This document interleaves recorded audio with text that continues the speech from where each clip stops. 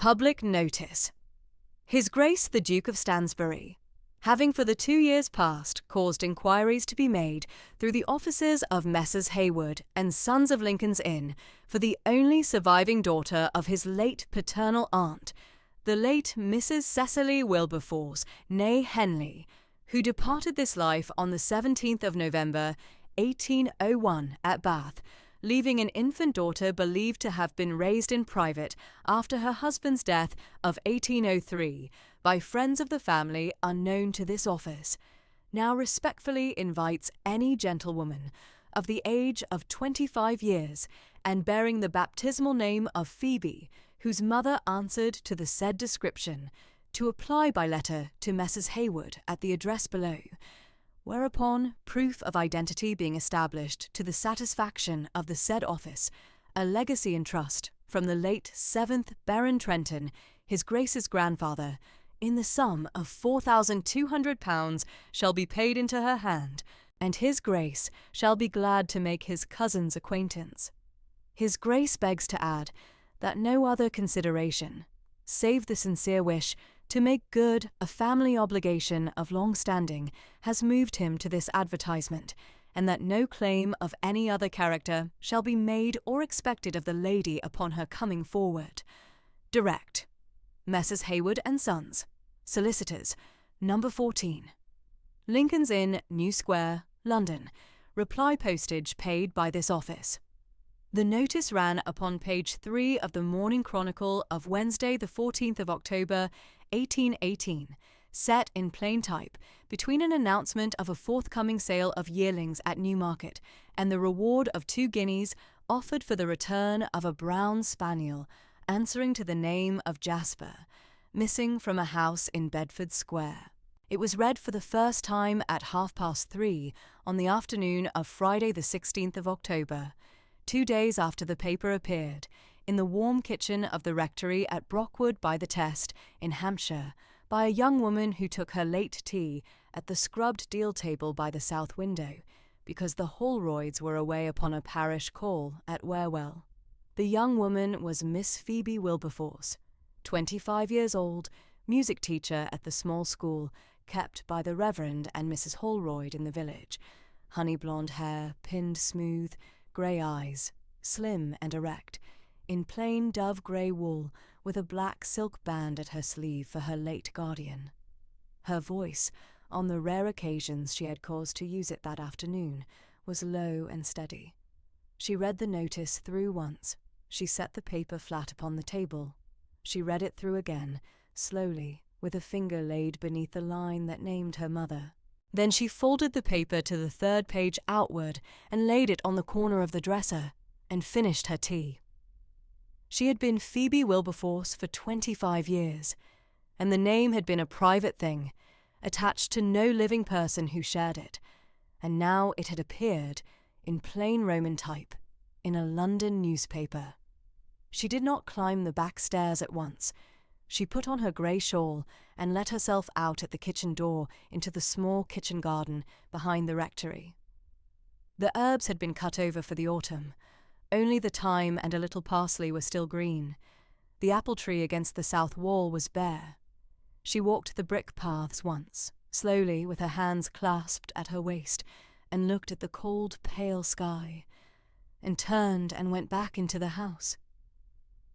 Her small north room over the kitchen held a bed, a washstand, a chest of drawers, a chair, and the writing desk by the leaded window.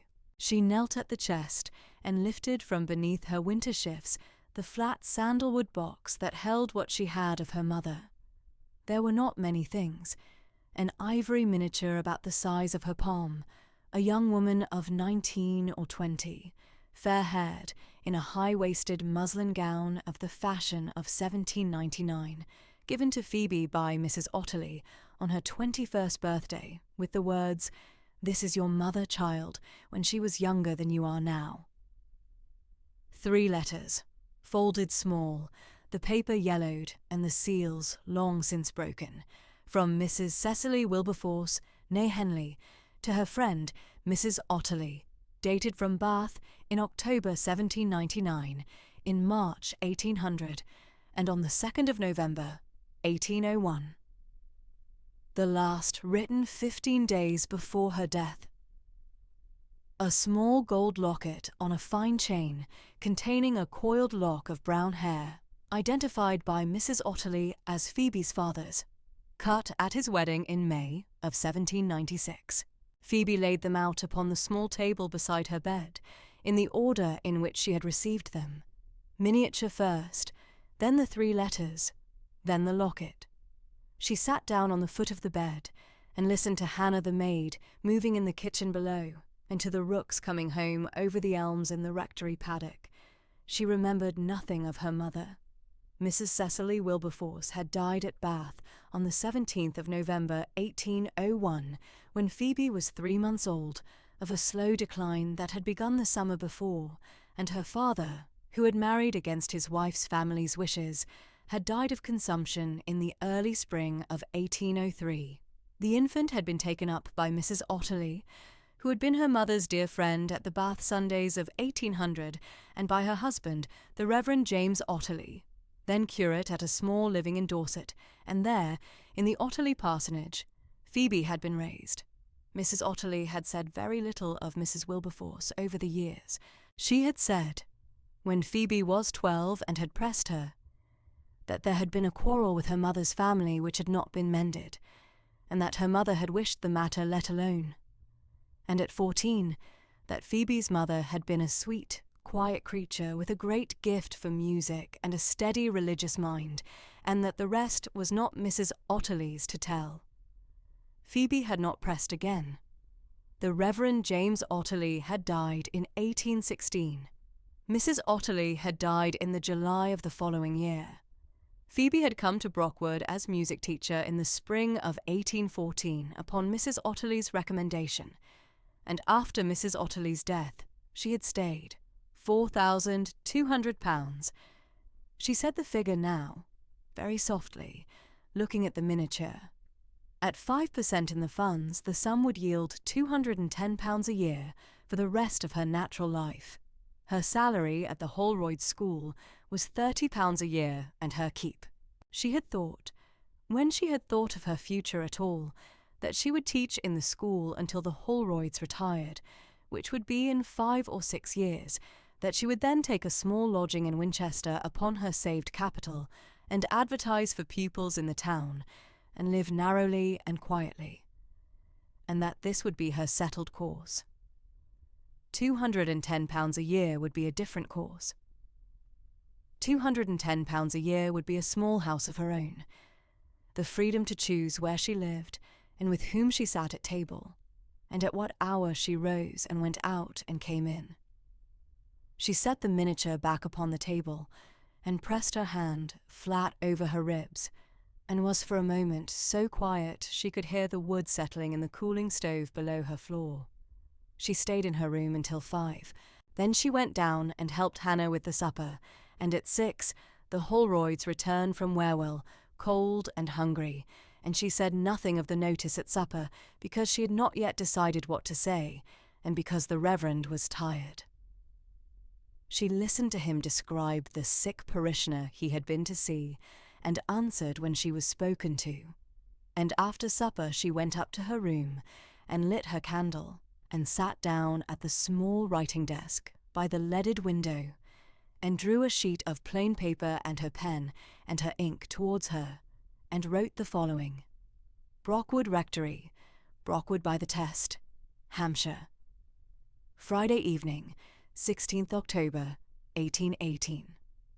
Sir, I have this afternoon read in the Morning Chronicle of Wednesday last the public notice issued through your offices on behalf of His Grace the Duke of Stansbury, respecting the only surviving daughter of the late Mrs. Cecily Wilberforce née Henley, who died at Bath on the 17th of November 1801.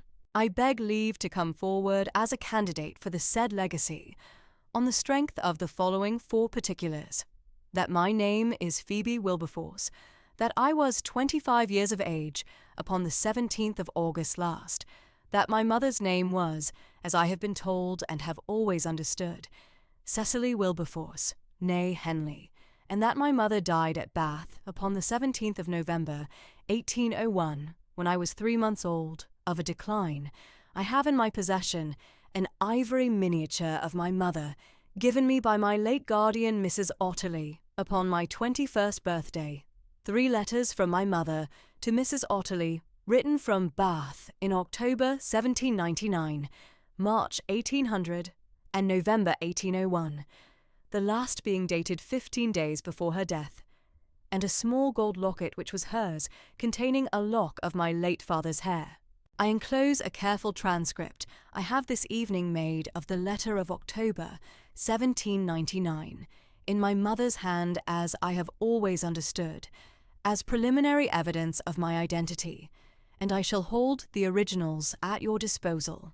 I am settled here as music teacher in the school of the Reverend and Mrs. Holroyd, and have been so for upwards of 4 years. I beg you will let me know by return of post what further steps it shall be necessary for me to take, and shall, so far as my present engagements permit, comply with such instructions as you may be pleased to give. I remain, sir, your obedient servant, Phoebe Wilberforce. To Messrs. Hayward and Sons Solicitors, No. 14 Lincoln's Inn, New Square, London. She read the letter through twice and changed nothing. She made the transcript she had promised, fair and slow, of the first of her mother's letters, taking some little time over the difficult places where the ink had faded, and at a little before 10, she sealed both into one cover with a plain black wafer, and addressed it and set it on the corner of the desk for the morning's post-bag. Then she went to bed and lay awake for some time, watching the candle flame draw upon the ceiling, and after a while put it out and slept. She did not speak of the matter that night. She spoke of it after breakfast the next morning, Saturday the 17th of October, when Hannah had cleared the table and gone out, and the Reverend Holroyd, white-haired country clergyman of 54, gold-rimmed spectacles and his black cassock for the morning's parish business, had taken his second cup of tea, and Mrs. Holroyd, small and sandy grey and kind, in her plain brown wool, had set her work-bag at her elbow. "I should like, sir, if you will spare me a few minutes, to lay a matter before you and Mrs. Holroyd," she said. "By all means, my dear," said the Reverend. "Sit. What is it?" She set the folded Chronicle, 3rd page outward, before him, and put her finger upon the notice. He read it through, and his hand stilled on the cup, and he read it through again. He passed it without comment across to his wife. Mrs. Holroyd read it once, slowly. She set the paper down. She said, "Oh, my dear." "It is my mother's name," Phoebe said. "It is the date of her death. It is my own name and my own age." "It is more than that," said the Reverend mildly. "It is a public application by name from a noble house to a young woman it has been seeking for 2 years. Phoebe, my child, do you understand what is being said here? That a cousin of my mother's, whom I have not heard of before, has been seeking me, and that there is a legacy of £4,200 in the case. I understand that much, sir. I do not understand more." "At 5%, began Mrs. Holroyd, and stopped, and looked at her husband. "Forgive me, it is not the first thing to be said. My dear child, I am very, very glad for you. Whatever else this turns out to be, that is a great deal of money, and you have not had a great deal of money in your life. I have not." "What have you done?" said the Reverend. "I have written to Mr. Hayward. The letter is in the post-bag this morning. I have asked for his instructions. I have enclosed a transcript of the earliest of my mother's letters, in evidence." The Reverend looked at her over the gold rims of his spectacles for some seconds, then he nodded twice, slowly. "That was very properly done," he said. "Very properly. You have not committed yourself further than was necessary, and you have not held back where it was your duty to come forward. I should myself have advised you, had you asked me, to take exactly that course. I am glad to find I should not have been needed. You are always needed, sir. You are a kind girl. Phoebe, listen to me a little. There is no haste in this. The Duke has waited 2 years to find you. He will wait 2 more weeks while you take your bearings. You will be tempted in the coming days to begin imagining what is to come, to imagine a great house and a noble cousin and 1,000 particulars of a life that is not yet yours and may never be. I beg you will resist the temptation. Take it as it comes. Reply to Mr. Hayward's letters as they arrive. Receive his instructions. Verify what is to be verified. Form your judgment of the family slowly and at the proper distance, as you would form your judgment of any new acquaintance. Do not let the figure on the page run away with you. No, sir. And eat your breakfast, said Mrs. Holroyd, with a small dry smile. You have eaten nothing this morning. Phoebe took up her piece of toast and ate it.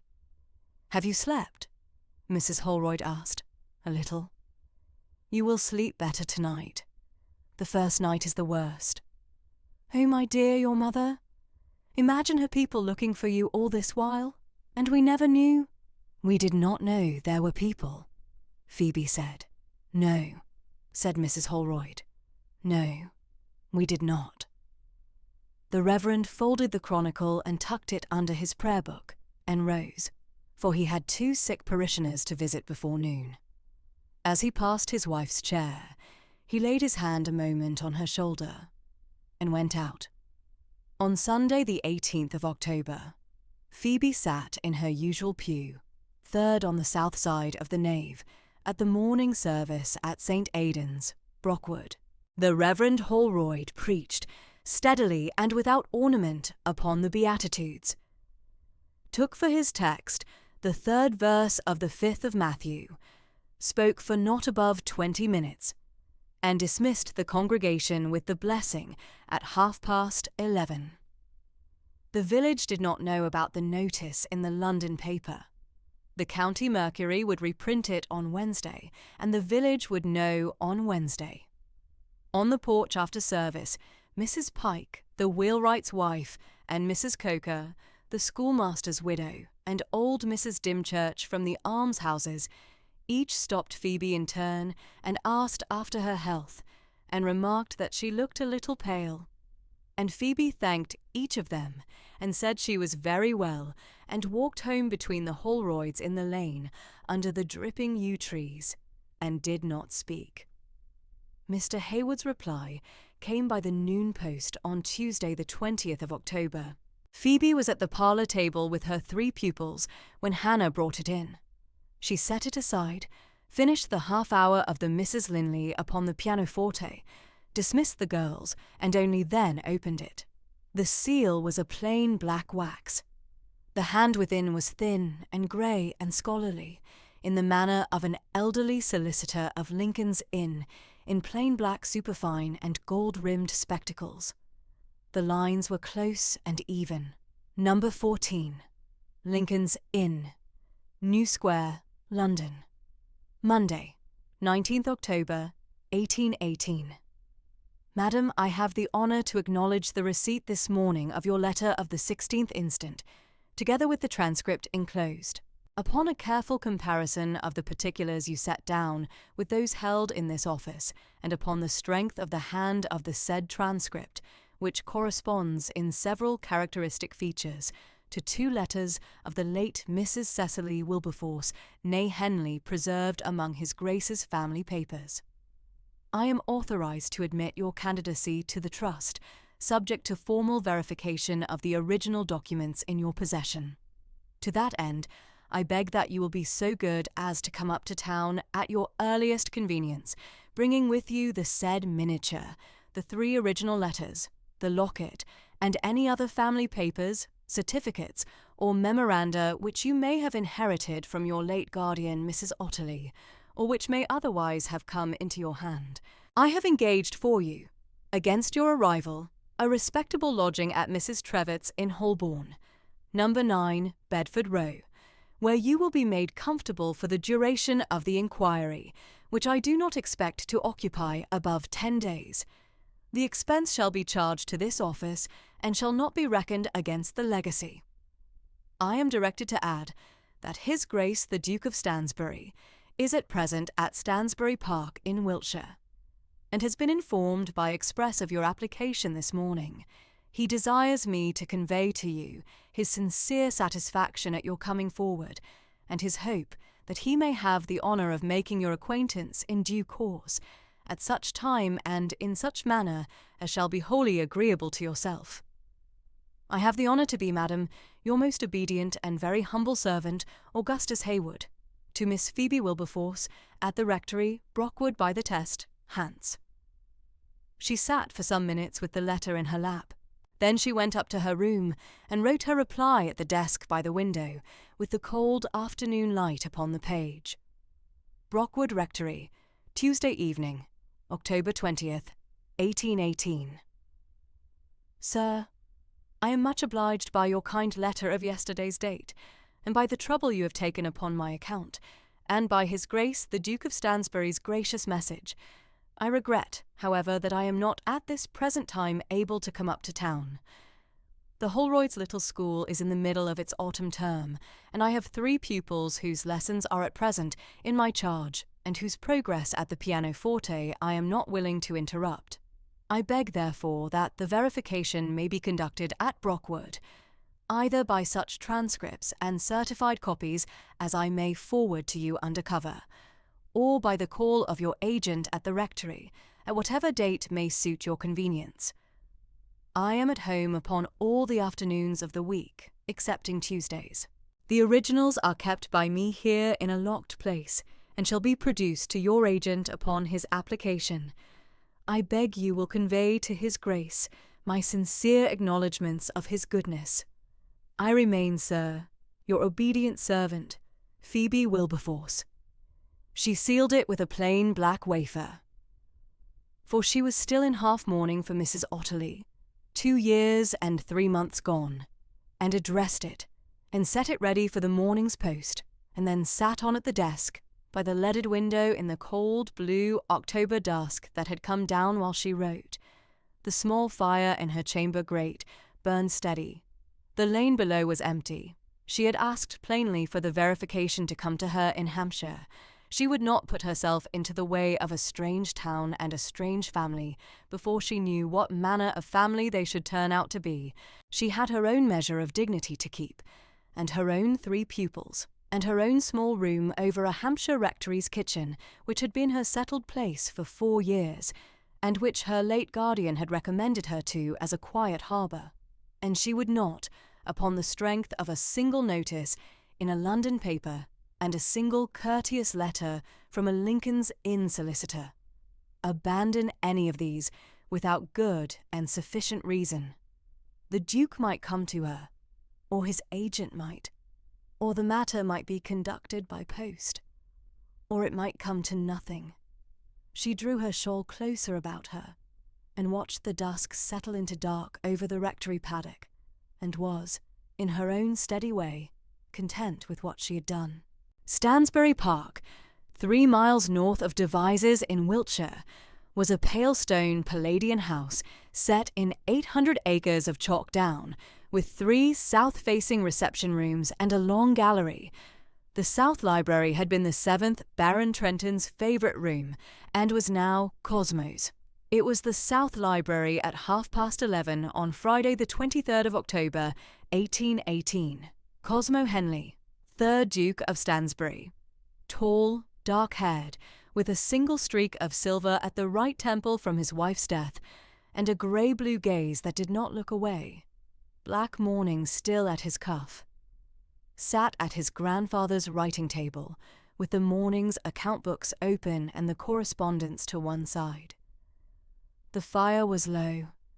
The express came in at 23 minutes before noon, laid on the salver at his elbow by an under-footman. He saw Hayward's hand on the direction and the Lincoln's Inn frank, and set down his pen. He did not open it at once. He sat with the folded paper between thumb and finger, and looked at it as a man looks at a door he has been walking towards for a long while. Then he broke the seal. He read the report through. He read it a second time, more slowly. He pressed the fold flat with the side of his hand. Found. After 2 years. She was 25, at Brockwood by the Test in Hampshire, music teacher at the small school kept by the Reverend and Mrs. Holroyd at the rectory there. She had been raised by the late Reverend James Otterley and his widow, who had been friends to her father at Bath. She had replied to the notice with composure and at proper length. She had enclosed, in her reply, a transcript of one of her mother's letters preserved in the Otterley papers and a careful account of her own birth and baptism at St. Swithin's, Walcott, in the spring of 1793. Hayward had cross-referenced the dates with the Bath agent on the Tuesday. He had invited her up to town.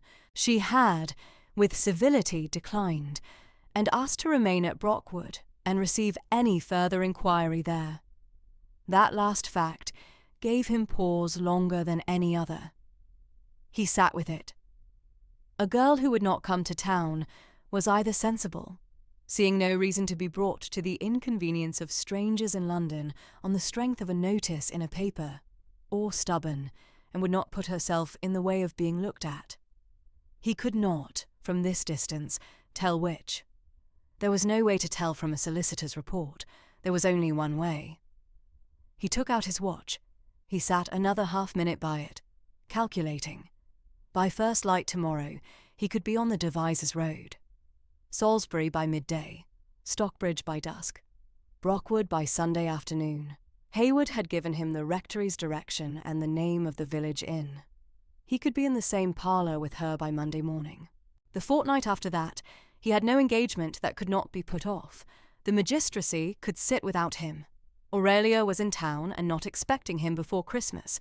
The harvest accounts were finished. He could go down himself. He had, for 2 years, instructed Hayward to keep the search active, and he had read each quarter's report, and he had not gone himself. He had told himself that the search was a settled obligation that did not require his personal pursuit. He saw now that he had been waiting.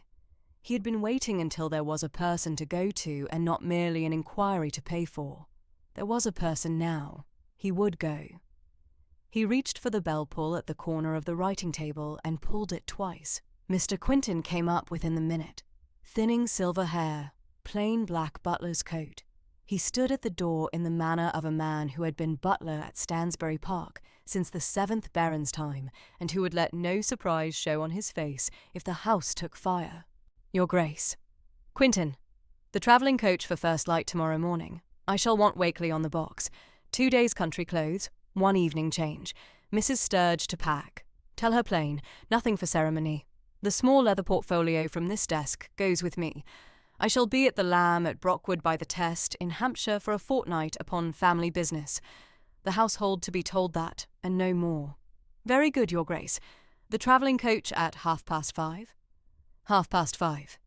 And shall Your Grace wish a fire in the South Library tonight beyond the usual hour? No, the usual hour. Very good. Mr. Quinton inclined the precise degree he had inclined for 30 years, and went. Within 10 minutes, Mrs. Sturge, iron-grey hair under linen cap, plain bombazine, keys at her hip, came up herself to ask whether his Grace would have the dark green coat or the plain black for the journey, and whether the second pair of riding boots should go in, and whether he would take the shaving things from the dressing-room, or have a fresh case made up. He gave her her answers in 3 sentences. She inclined and went down to the linen-room. He heard, distantly through the closed door, the steady measured tread of her on the back stairs, and the low call to the upper housemaid. The house was, within the quarter hour of his giving the order, packing him. He returned to his writing table.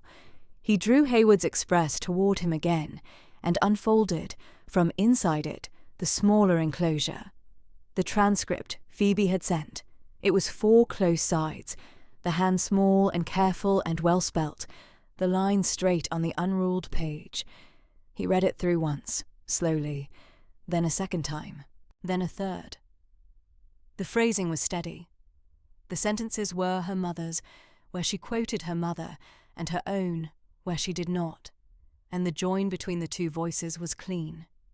She had set out her account of her birth and her baptism, and her guardianship in 12 plain paragraphs, without ornament, without apology, and without any visible eagerness to be believed. She had concluded with the observation that she was at Mr. Hayward's disposal for any further inquiry he should require, and that she would prefer, if it should not greatly inconvenience the office, to remain at Brockwood through the autumn term, as her 3 pupils were preparing for examination in early December, and she did not wish to leave them. It was the letter of an educated gentlewoman.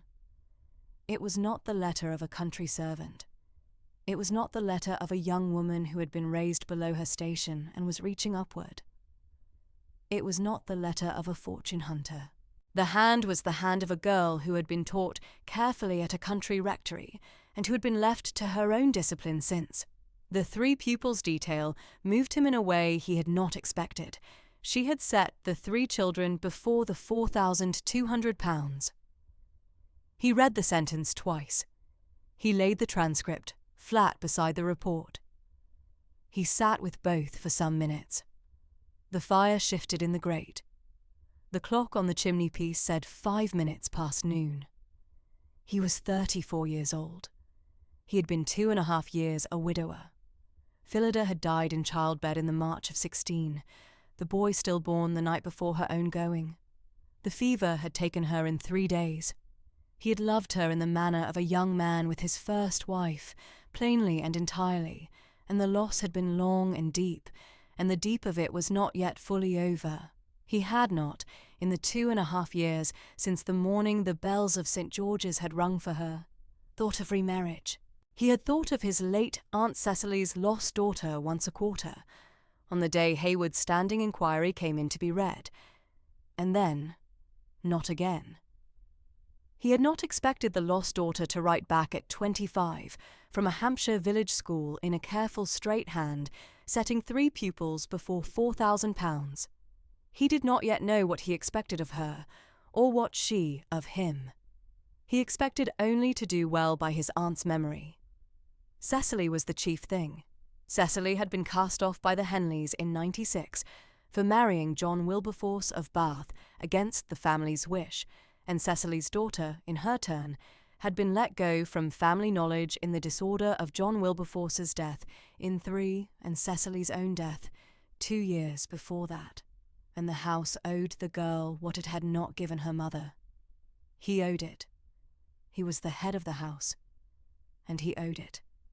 He drew out the small leather portfolio from the bottom drawer of the writing table and laid it open on the leather. Into it he placed his Aunt Cecily's miniature in its small velvet case, the 2 original letters Cecily had written to the 7th Baron Trenton from Bath in the year before her death, and the Bath baptismal record forwarded by Hayward's Bath agent, sealed in its blue paper. He closed the portfolio and tied its ribbon and laid it flat at the corner of the desk for Quintin to find in the morning. He sat a moment longer. Then he rang and asked for a fresh sheet of paper. He did not yet write to her. He wrote instead 2 short letters, one to Aurelia in town, telling her plainly that the search had ended and that he was riding down to Hampshire in the morning, and that he would write her again when he had seen the cousin for himself. And one to Hayward, acknowledging the report and giving the address of the Lamb at Brockwood for any further express. He sealed both. He went down to his dinner. Saturday morning at 5:30, Stansbury Park was awake at the front of the house only. The hall lamp was lit and 1 branch of candles on the side table. The Wiltshire dawn was the cold, pale blue dawn of late October, with mist on the south lawn and the dark of the down behind it not yet given up. The travelling coach stood on the gravel, the 4 horses breathing white in the cold, Wakeley on the box buttoning his greatcoat. Mr. Quintin was at the great door. Mrs. Sturge was a pace behind him with the small leather valise and the closed portfolio on top of it. "Your Grace." "Quintin." "Mrs. Sturge. Thank you both." "Safe road, your grace," said Mrs. Sturge, very quiet. He took the valise from her. He inclined to them, the small inclination he gave only to people he had known 30 years, and went down the 3 shallow steps to the gravel. Wakely touched his hat from the box. The underfootman held the coach door. He stepped in. The door shut. The coachman lifted the reins. The coach rolled along the gravel sweep, turned at the south bend, and went down the long avenue between the lime trees, bare now, the leaves not yet wholly off, and out at the south lodge onto the Devizes Road. Cosmo did not look back. He looked instead at the east horizon, where the pale blue was beginning to take on a faint cold gold at the rim, and considered the road south. They made Salisbury by the 9:30. He took breakfast at the White Hart in the small back parlour, coffee, a slice of cold ham, a piece of bread, and was in the coach again within the hour. The country between Salisbury and Andover ran flat and stripped, the stubble pale, the hedgerows bare, the occasional rook over the field. He read for an hour from the small volume of Cowper's Task he had brought in his coat pocket. Then he laid the book aside and watched the country go by. He thought, for much of the morning between Salisbury and Andover, of what he should say when she was first in the room with him. He composed, in his mind, a first sentence. "Madame, I am Cosmo Henley, your mother's first cousin." He discarded it. It was the sentence of a solicitor's introduction, not of a meeting between cousins who had never seen one another. He composed a second. "Cousin Phoebe, I have spent 2 years looking for you." He discarded it. It was too forward, and would put the burden of an answer on her in the first minute. He composed a third. "I hope you will forgive the trouble of a notice in a public paper." I could think of no other way. He discarded it as well. It began with apology, which would set the wrong note. He sat with the discarding for some time.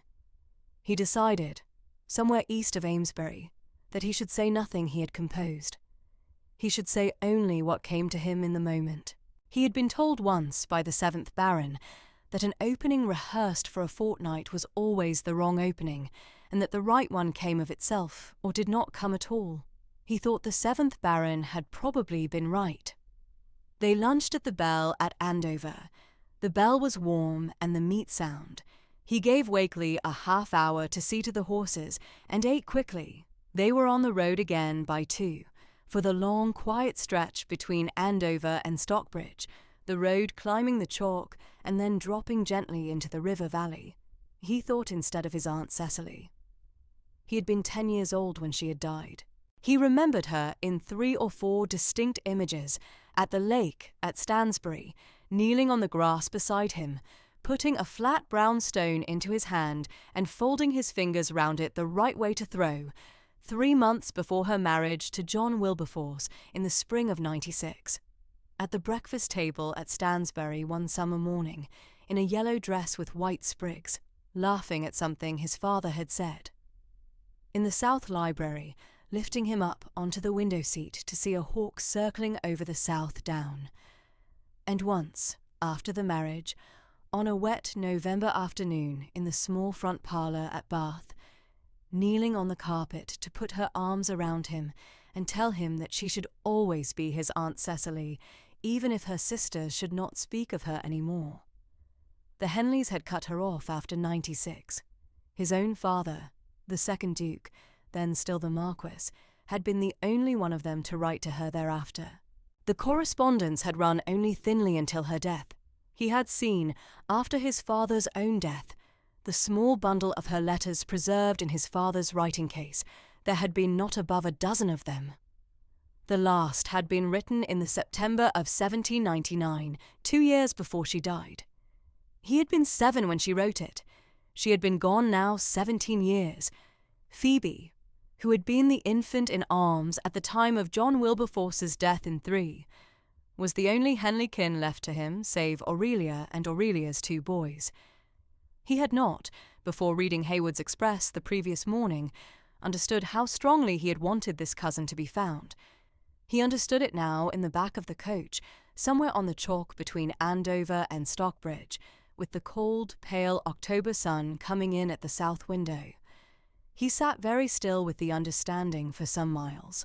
They reached the Crown at Stockbridge by the dusk. He supped there alone in the small parlour at the back, slept badly, was on the road again at 6:30 on the Sunday morning. The Sunday's road ran southeast through Romsey and across into the chalk again, the country opening into the Test Valley by midday, the river running on the right of the road in the pale autumn light. They lunched briefly at a small inn at King's Somborne and were at Brockwood by 4:30. The Lamb at Brockwood by the Test sat on the south corner of the village street, where the street met the river road. It was a small, clean inn of 2 stories with a slate roof and a long stone yard, kept by a Mr. and Mrs. Stride. Cosmo took the small private parlour at the front and a bedchamber on the first floor above it, and he ordered supper for himself for 7 and stabling and oats for the horses, and he sent Wakeley to see the horses settled. He did not, on Hayward's settled advice, call upon the rectory that evening. Phoebe would have been at the evening service at St. Aidan's, and even had she not, she had no notice he was coming, and he would not have her surprised at her own door at 5 in the afternoon. Hayward had been firm on that point at the bottom of the express, in 2 lines. Your Grace will, I hope, be patient through the Sunday evening, and give the young lady the courtesy of the formal note in the morning. He took out paper and pen at the small writing table by the parlour window. He wrote, with care, Madam, I am Cosmo Henley, your mother's first cousin and the Duke of Stansbury, at whose request Mr. Hayward's notice was placed in the Chronicle. I have come down to Hampshire to make your acquaintance and to verify your identity from the family papers I bring with me. I beg leave to call upon you, with the Reverend and Mrs. Holroyd's permission, and at any hour they shall find most convenient, on Monday morning the 26th. I remain with proper regard, your obedient cousin, Stansbury. He read it through. He sealed it. He went down to the landlord and asked that it be delivered to the rectory at 8:30 in the morning, and not before. He gave Mr. Stride 6d. He took his supper alone in the parlour. He read 2 chapters of the task by the small fire. He went up at 10. He slept badly. Twice in the night he was awake and listening to the river beyond the inn yard and to the small old sounds the old inn made of itself. Twice he turned the words of her transcript over in his mind. Once, near dawn, he thought clearly of his Aunt Cecily on the grass at the lake, putting the flat brown stone into his hand. Monday morning he was up at 7. He shaved at the small basin himself. He had not brought a valet. He took a quiet country breakfast of bread and tea in the parlour, and looked once at the small window without seeing the village street. He walked once in the inn yard from the gate to the stable door, and back, twice, to settle his thoughts. The pale October sun lay on the cobbles. At 10, he sent Wakeley up the lane to the rectory gate, with instructions to wait there with the leather portfolio until he himself should come.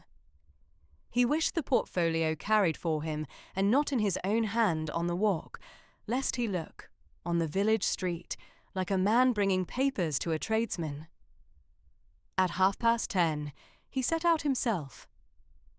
Brockwood by the Test was a small Hampshire village of 40 houses set along a single south-running street between the Chalk Down and the River Test, with the rectory at the north end and the parish church of St. Aidan at the south. He walked the half-mile from the inn northward up the street, neither hurried nor slow, his coat brushed and his stock fresh, and his hands at his sides. He did not look at the cottages. He came to the rectory gate at 10 minutes before 11. Wakeley was at the gate. He had been there an hour and was standing very correct, the leather portfolio under his arm. He saw Cosmo come up the last 20 yards and stepped aside from the latch.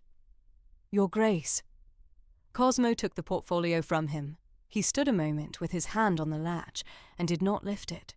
He thought, quite clearly the thought arriving of itself, that if she should turn out to look like his Aunt Cecily, He should not say so in the first minute. It would be wrong to put that on her in the first minute. He should say only what came to him in the moment, as he had settled in the coach. And if she should not look like Cecily, if the resemblance the miniature suggested should turn out to be only the miniaturist's hand and nothing of the woman's face, he should be careful not to let the not-likeness show. Either of those two faces he might be about to meet was, in this minute, equally possible, and the gate latch under his hand did not distinguish between them. The cold, pale blue Hampshire October sun lay on the brickwork of the rectory front. The kitchen garden showed through the bars of the gate on his right, with cabbages still in their rows and a single late marigold by the path. A single brown spaniel was asleep on the warm flag of the rectory porch. He lifted the latch. Monday morning, the 26th of October, 1818. At 1 minute before 11, Cosmo Henley dismounted at the rectory gate, gave his bay over to the Holroyd's gardener, and walked up the flagged path to the front door. He had ridden the half-mile from the Brockwood Inn at a walk, so as to come neither warm nor flurried, and he stood for one composed breath before he lifted the knocker. Mrs. Holroyd opened the door herself. The Holroyds kept no servant at the rectory beyond the cookmaid and the gardener.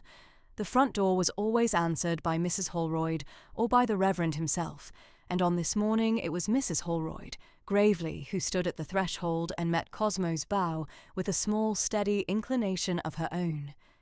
"Your Grace." "Mrs. Holroyd, I am obliged to you for receiving me." "You are very welcome, sir. Will you come within?" She stepped back. He passed in. She took his hat and riding gloves, laid them on the oak chest in the hall, and walked before him down the flagged passage to the drawing-room door. The Holroyd's drawing-room was a small, low-ceilinged, whitewashed room with a south window onto the kitchen garden, a marble chimney-piece in which a small fire was burning, 3 good oak chairs, and the Reverend's late father's mahogany side-table. The Reverend stood at the chimney-piece. He bowed once. "Your Grace, Reverend Holroyd, thank you for permitting me to come. You are welcome, sir. Will you take the chair by the table? Miss Wilberforce will be down directly." Cosmo did not at once sit.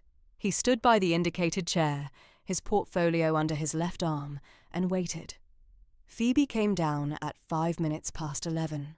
She had been waiting since 10:30 in her north room, sitting on the edge of her coverlet, hands folded, the clock on the mantel ticking past the hour, and had risen at 4 minutes past, smoothed her gown, and come down without haste. She wore the dove-grey wool of Friday. She had not changed it. To dress for a stranger who had named himself a relative would have been a thing she would not do. He must take her as she was. She came in at the drawing-room door and stopped on the threshold. Cosmo, standing by the chair at the side table, turned his head. There was a long, quiet pause. 3 seconds. Possibly 4. The fire ticked in the grate. The Reverend did not move. Mrs. Holroyd, drawing the door quietly to behind her, did not move either. Phoebe and Cosmo looked at each other across the room, and neither spoke. Then Phoebe inclined a 1/4 of an inch, the smallest possible acknowledgement, the courtesy of one who has not yet decided. Cosmo inclined deeper. "Cousin Phoebe." His voice was quiet, and lower than Phoebe had been expecting from the height of him. "I had not, until I saw you in the doorway, known I should have known your mother's face." She came forward 2 paces and stopped at the side table. "Cousin Cosmo."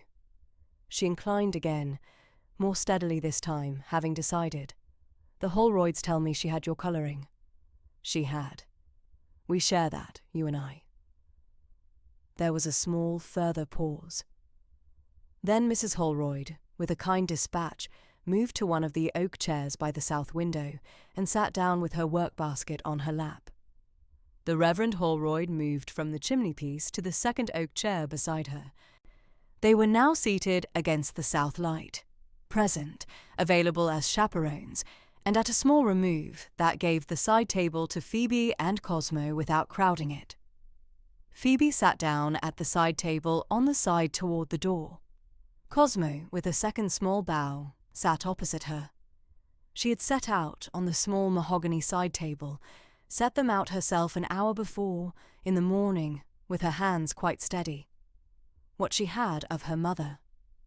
The ivory miniature stood propped against the polished wood at the centre of the table, Mrs. Cecily Wilberforce, née Henley, painted by Mr. Andrew Plimer at Bath in the summer of 1796, when Cecily had been 19 and 3 months married. The miniature had come to Phoebe through Mrs. Otterley on her 21st birthday, with very little ceremony. Only Mrs. Otterley's quiet hand laying it on the breakfast table beside Phoebe's plate and saying, "This was your mother's. She would have wished you to have it now."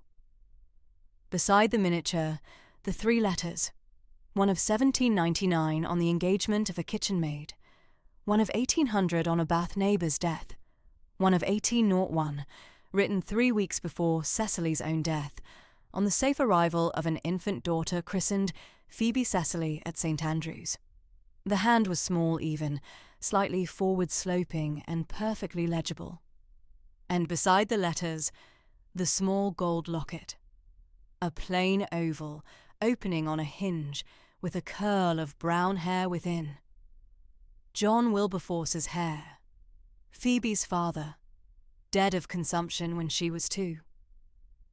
Cosmo had opened his leather portfolio without remark. He had taken from it, in his turn, and laid in the small, clear space between Phoebe's papers and his own elbow 3 things. The first was a miniature. He set it on the table beside Phoebe's miniature without pressing for the comparison. He simply set it down and waited. Phoebe looked. She did not exclaim. She looked, and her grey eyes lifted once to Cosmo's face, and back to the miniatures, and she sat for the space of 2 or 3 slow heartbeats, quite still. The 2 miniatures were the same. Same hand, the soft watercolour on ivory of Plimer's Bath studio. Same hour of the same Bath afternoon, same brown honey hair, same grey eyes, same plain ivory gown with a string of seed pearls at the throat. Same young woman, painted twice in one sitting in the summer of 1796 for her bride clothes. One had gone to her husband, John Wilberforce. The other had gone to her brother, Cosmo's late father, who had kept it in the writing cabinet in his book room at Stansbury Park, from which cabinet Cosmo, on Friday last, had taken it for this journey. He kept it on his writing table, Cosmo said quietly to Phoebe's lifted eyes, until the day he died. He had a great love for his sister. Phoebe inclined. Her throat moved once, but she said nothing. Cosmo then laid down beside the miniatures 2 letters. Cecily Wilberforce, both. One to her uncle, the 7th Baron Trenton, dated April of 1799, the other from Bath, October of 1801. The same small, even forward-sloping hand. Phoebe drew her own 3 letters a little nearer, and the 5 sheets of paper lay together on the polished mahogany in the south light, and there was no question whatever in any reasonable eye that they had been written by the same hand. The third thing Cosmo took from his portfolio was a single sheet of paper, transcribed by his own hand at Stansbury Park on Saturday morning before he left, and signed at the foot by the Reverend Mr. Bayliss of Stansbury Parish as a true and exact copy from the Henley family Bible, held in the muniment room at the park. He read it aloud, slowly, for the Holroyds at the south window, as much as for Phoebe. Cecily Honora Henley, born at Trenton House, Berkshire, the 3rd of April, 1773.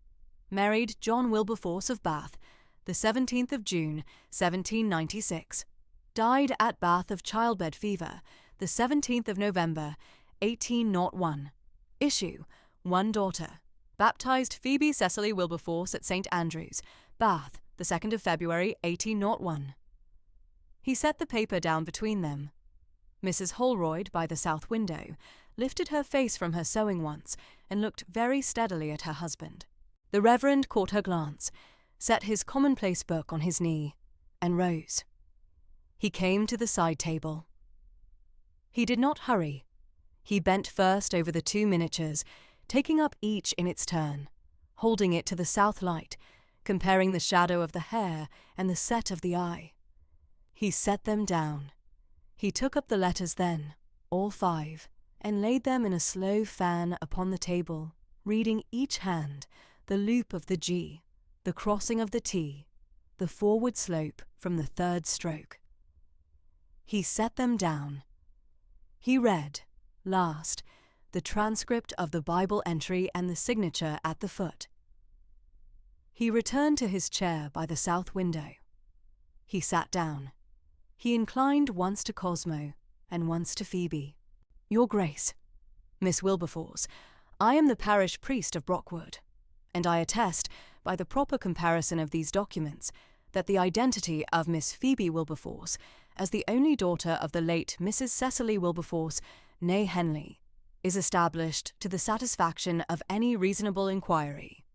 He took up the commonplace book from his knee. He went to the small writing desk under the south window. He drew out the steel pen, dipped it, and in his careful country hand, wrote out the attestation in 3 quiet sentences. He signed it. "Robert Holroyd, rector of Brockwood by the Test, Hampshire, this 26th day of October, 1818. He blotted it. He brought the open book to Cosmo first. Cosmo read it. He inclined. He brought it to Phoebe. Phoebe read it. Her grey eyes rested on the lines a moment longer than necessary, returning twice to the proper comparison of these documents, and once to the name of her mother. She inclined to the Reverend. "Thank you, sir." He closed the book gently and went back to his seat. Cosmo, with his hands folded on the table now upon the miniatures and the letters between them, looked across at Phoebe and spoke. "Cousin Phoebe, I've been looking for you on and off for 2 years. I am very glad to have found you. I shall stay at the Brockwood Inn for a fortnight upon Mr. Hayward's papers, and I shall come to the rectory at any hour you shall name within that fortnight, that I may have the pleasure of knowing my only living cousin. After that you shall be at liberty to know me or not know me as you choose, and the legacy of £4,200 shall be paid into your hand by Christmas, regardless of any further acquaintance. The decision is wholly yours." He stopped. He waited. Phoebe was a moment in answering. She looked at the 2 miniatures of her mother on the table between them. She looked at the Reverend at the south window and at Mrs. Holroyd in the chair beside him. She looked at Cosmo. She drew one careful breath. "Cousin Cosmo, I had not, until Friday last, known I had a cousin in the world. I shall be glad to know him. 2 o'clock of a Tuesday, Thursday and Saturday for the fortnight in this drawing-room, with the Reverend and Mrs. Holroyd present, shall be a convenient hour. Of the legacy I shall say only that I am very sensible of your trouble in finding me and of my late great-uncle's kindness in remembering me. Will you take tea?" "I should be very glad of it." Mrs. Holroyd had risen at the word. She set aside her work-basket on the chair. "I shall bring it up directly, my dear." She went out. The Reverend stayed at the south window with his commonplace book on his knee, looking down into the kitchen garden where a robin sat upon the cabbage frame. He was present, but he was not, by his small, steady angling of his shoulder, attending closely. He was permitting the 2 at the side table the half-privacy that the room could give. It was midday when Mrs. Holroyd came up again with the tea-tray. She set it on the side table. Phoebe drew aside the miniatures and the letters, and the locket carefully into the leather portfolio which Cosmo, with a small bow, had opened to receive them. The papers were laid back inside. The portfolio was closed. It was set on the floor by Cosmo's chair. The side table was wiped once by Mrs. Holroyd's clean linen cloth, and the tea things laid out. Mrs. Holroyd then withdrew to her own chair by the south window, and took up her work-basket again. The Reverend did not move from his seat. Phoebe poured. She poured Cosmo's cup first. "Milk, Cousin Cosmo?" "A little. No sugar, thank you." She handed it.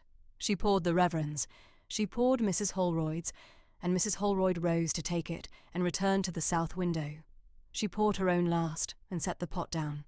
"Cousin Cosmo," she said quietly, with her cup not yet at her lips. "May I ask you something plainly? Anything. Can you remember my mother, at all, as she was?" He set his cup down upon the table. "I can, clearly.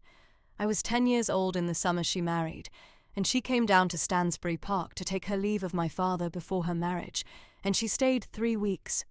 I had been afraid of her. I had been a small, dark, anxious boy, and she was 9 and 20 and lately engaged and very happy. But she was not at all the sort of person of whom one stays afraid. She took me out one afternoon to the lake at the bottom of the park, and she taught me to skip a stone on the water.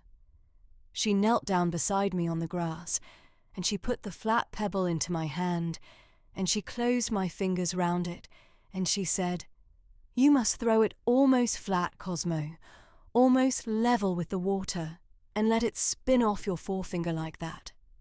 And she showed me. I remember she made it skip 7 times. I never made more than 4. 3 months later she was married, and I never saw her again. But I remember her voice that afternoon at the lake, and her hand on my hand. She was kind. She was very kind, and she laughed at small things." Phoebe sat for a moment with her cup between her hands. The Reverend at the south window did not turn his head. He was studying the cabbage frame and the robin. "Thank you," she said. "You are very welcome, Cousin Phoebe." "And my father?" She had not asked this either before of anyone. Mrs. Otterley had known very little, had said less. "What did you know of him?" "Less than I should wish. He was a Bath bookseller's son, educated at Magdalen, a man of fragile health and steady principle. He had taken his degree, I believe, in 1794, and had been ordained deacon, though he never took priest's orders. He kept to his father's bookshop and his books.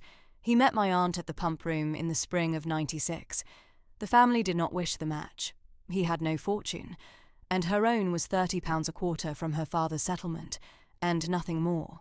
But she would have him, and she had him, and they were married in St. Mary Redcliffe at Bristol because the Bath connections of his father would have made a Bath wedding a paragraph in the newspapers.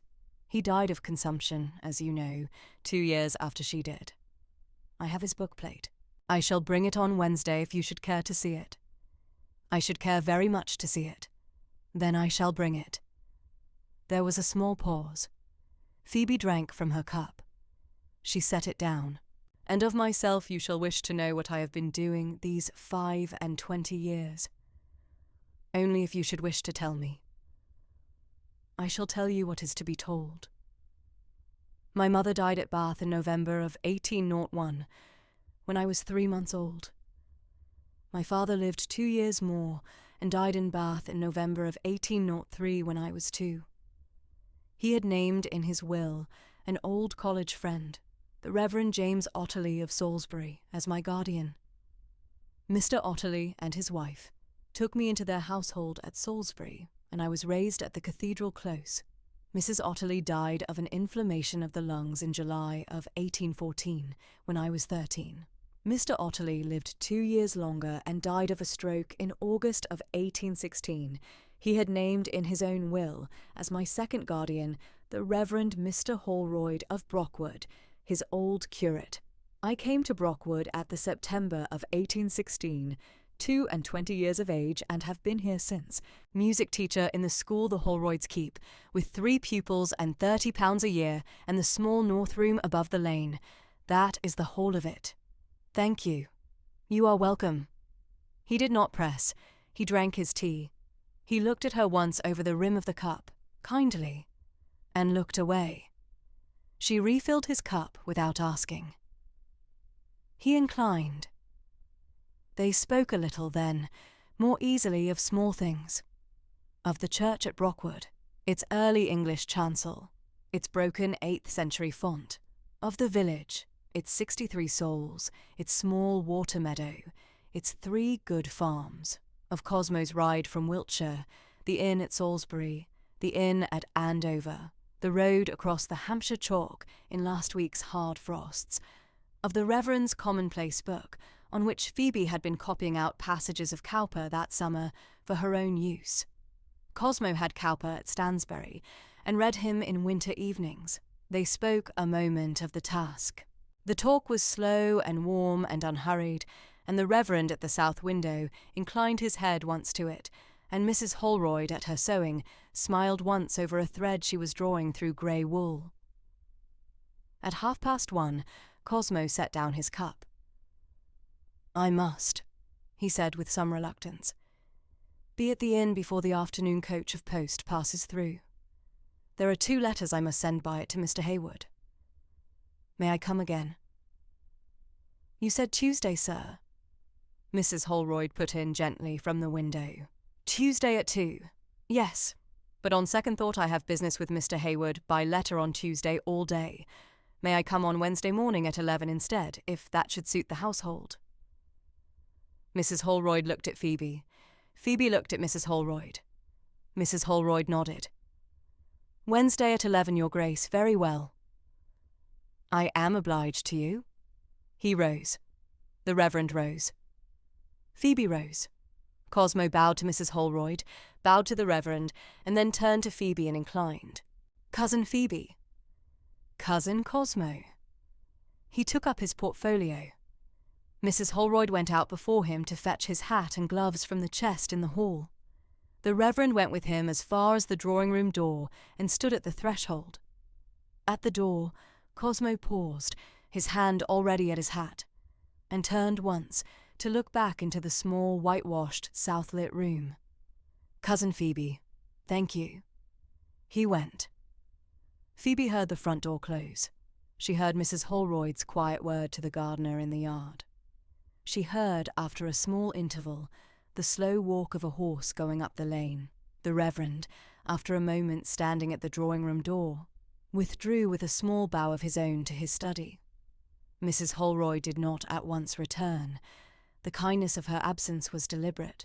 Phoebe was, for the first time since 10:30 that morning, alone in the small, whitewashed drawing-room. The empty teacups on the side table. The tray. The thin, pale October sun on the polished mahogany. The fire ticking very low in the grate. She crossed to the side table. She had set the things back into the portfolio when Cosmo had asked. But he had taken his portfolio away with him, and what was left on the table was only her own 3 letters and her own ivory miniature and her own gold locket. Then she saw that one further thing lay there. He had, before he closed the portfolio, drawn out his father's miniature of Cecily and set it down again beside hers without saying so, a quiet, small gift left without remark for her to find. She picked it up. She turned it once between her finger and her thumb. The Bath summer of 1796 in her mother's face. 19 years old, 3 months married, sitting in Plimer's studio for her bride clothes, not yet, by 5 years. The death of childbed fever in November of 1801. The brown honey hair, the grey eyes, the same grey as Phoebe's own, the small, steady mouth. A young woman she did not, had never, would never know, and who had, by the kindness of an aunt at 21, and the kindness of a cousin she had met for the first time today, now been given to her twice. She had not, until this morning, ever heard her mother's voice described, ever seen her mother's hand of writing, ever known the colour of her mother's eyes. She did not weep. She walked to the south chair by the window where Mrs. Holroyd had sat, and she sat down in it, holding the miniature in her lap. And she did not weep, and she sat for a quarter of an hour quite still, watching the robin on the cabbage frame in the kitchen garden in the thin, pale October sun. The afternoon went on. On Tuesday the 27th of October at 2, Cosmo Henley walked from the inn to the rectory and was shown into the small drawing room where Mrs. Holroyd, in her corner with her sewing, gave him a quiet nod and did not rise. Phoebe was already there by the fire. Cosmo took the chair she indicated and set his hat on the floor beside him. "You are very prompt, cousin," she said at last. "I had 2 hours, and I wish to spend them all," Cosmo said. "I hope that is not a misuse of the privilege." "It is the exact use of it, I think." He smiled briefly, and then with no preliminary went on. "You may ask me anything you choose. I have set aside the afternoon for it." Phoebe folded her hands. "Tell me of your mother, of my late aunt by marriage. I have nothing of her. My mother was the Dowager Duchess. She died in the autumn of 1812. She had been Lady Honora Trenton before her marriage.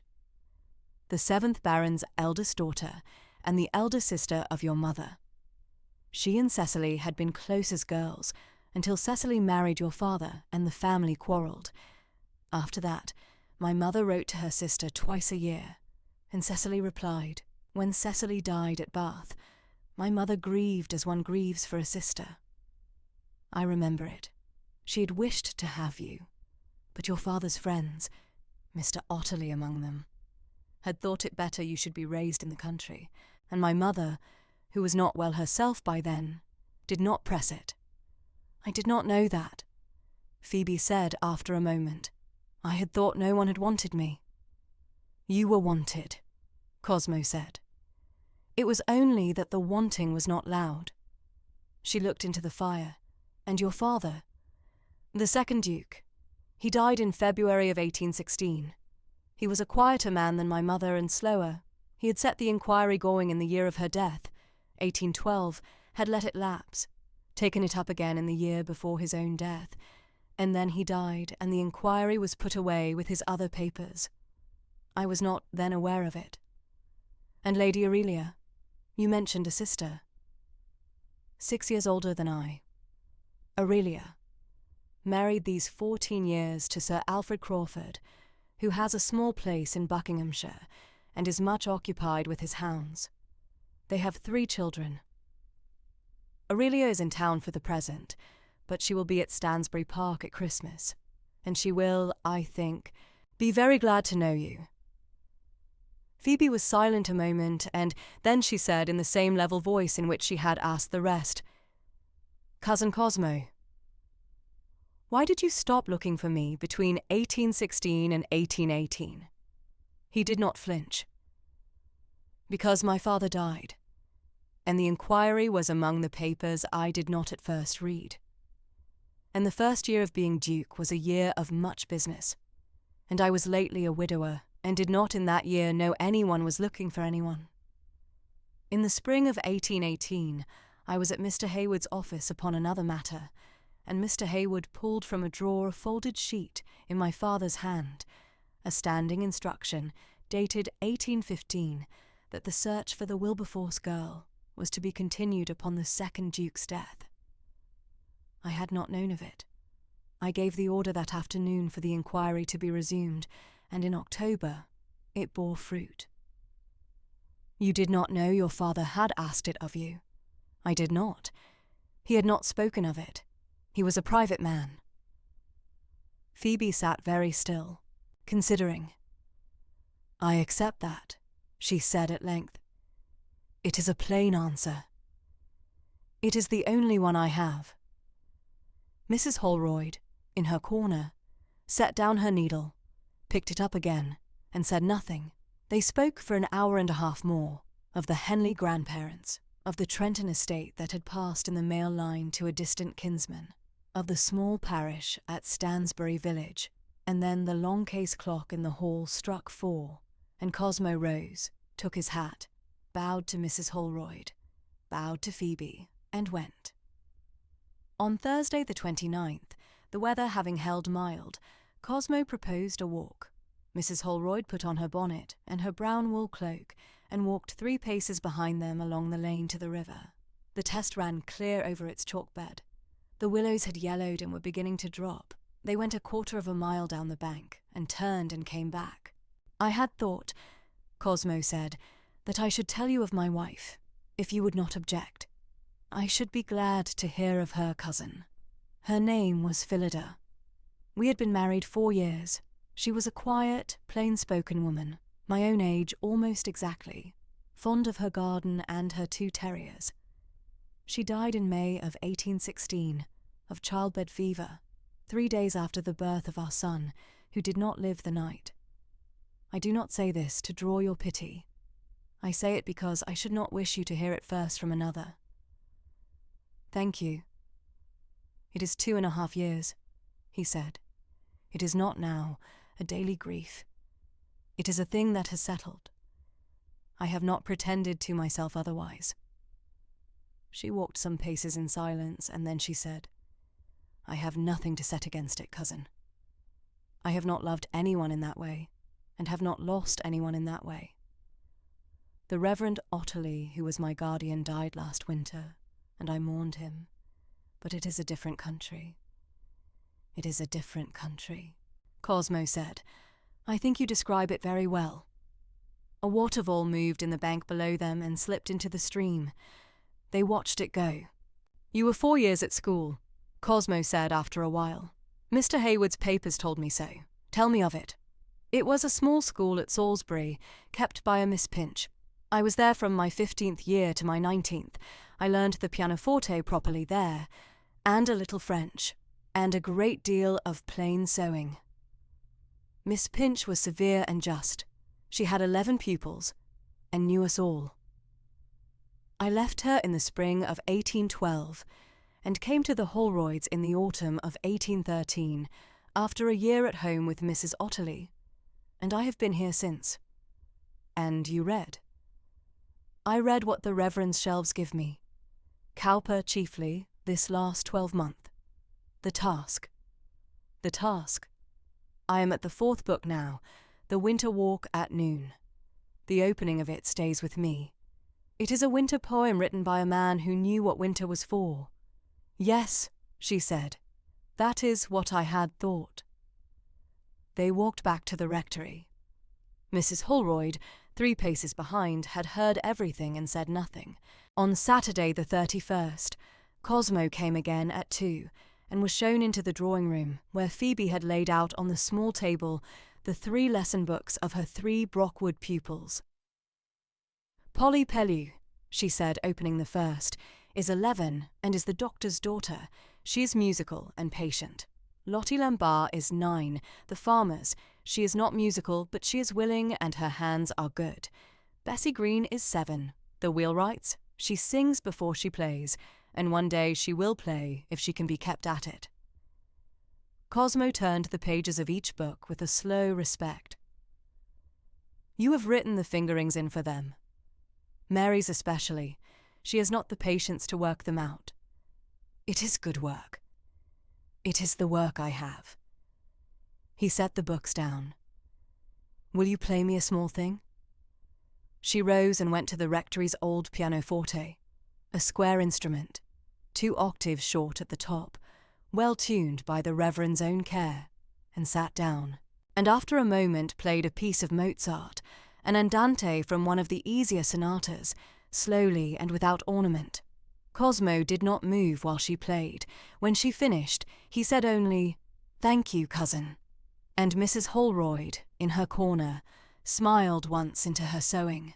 On Tuesday, the 3rd of November, Cosmo came again, and the visit was a short one and a civil one, the Reverend Holroyd having joined them after the first 10 minutes upon returning from a call at a farm. Phoebe said plainly, before the Reverend had quite settled into his chair, "I have read Mr. Hayward's verifications, cousin, and I accept them. The legacy may be paid as Mr. Hayward directs. He has written me that the 3% consols would be his recommendation for a single woman of my circumstance, and I shall follow it." "It is sound advice," Cosmo said. "Mr. Hayward is rarely wrong upon such a matter." "Then it is settled. Then it is settled." The Reverend cleared his throat and observed that the autumn had been a fine one for the late apples, and they spoke for half an hour of orchards and of the Brockwood School, and then Cosmo took his leave. On Thursday the 5th, Cosmo came for what they both knew to be the proper terms, and Phoebe had ready a small tea tray, and Mrs. Holroyd was in her corner, and the Reverend was at his book in the next room with the door ajar. "On Monday morning I return to Stansbury Park," Cosmo said. "I have been from it 3 weeks, and the steward writes for me. I should very much like, if you will permit it, to continue our acquaintance by letter through the winter. I should be glad if you would write to me weekly. I will write back." "Weekly is a good cadence," Phoebe said. "It is not too often, and it is not too little." "That was my thought. On Friday, I think. Fridays are quiet at the rectory." "On Friday, then." "What shall we write of?" "Anything that suits the day. I have no notion of imposing a subject. We have begun on Cowper. We may continue with Cowper if it suits. I shall tell you what is happening at Stansbury. You shall tell me what is happening at Brockwood. We shall by and by know one another better than we do at this moment, which is something I should very much wish." "Then I shall write to you on the Friday after you go," she said. "On the 13th, and weekly afterwards." "I shall watch for it." He sat a little while longer, and they spoke of small things, of his journey home, of the inn at Andover where he proposed to lie on the Monday night. And then he rose, took his hat, bowed, and went.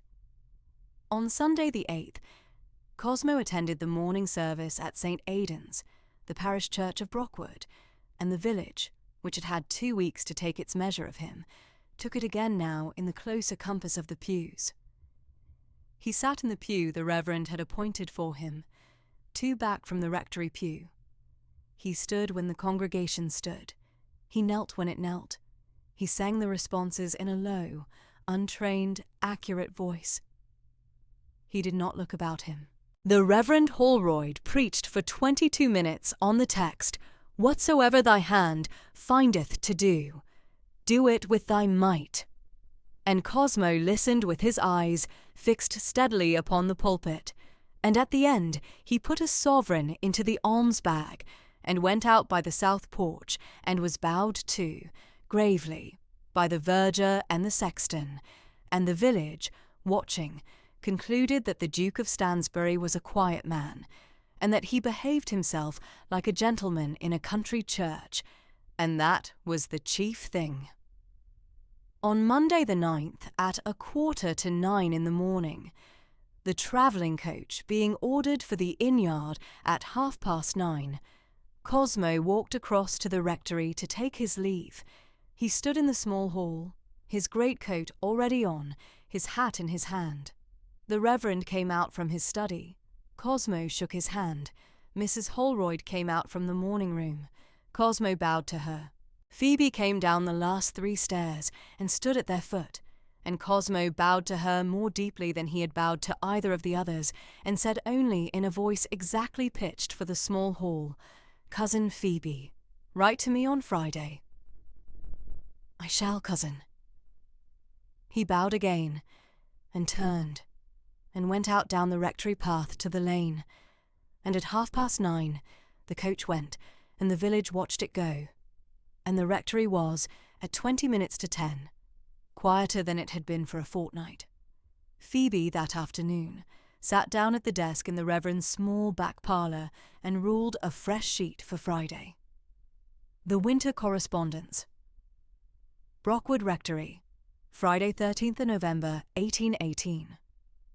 Cousin Cosmo, I write upon the day appointed. The fortnight since you went has settled back into its old shape, with the small difference that the shape now contains the knowledge of you. Polly Pellew has had her lesson on Wednesday, and made some progress in the matter of the left hand passing under. Lottie Lambart has had hers on Thursday, and was patient. Bessie Green sang her scale through twice before she would consent to sit at the keys. The cold November has begun in earnest. There was frost on the kitchen garden cabbages this morning. I have read your 4th book of The Task, and have stuck upon a passage at line 243, where Cowper writes of the stillness of midnight in a country room. I cannot tell whether he means it for praise or for melancholy.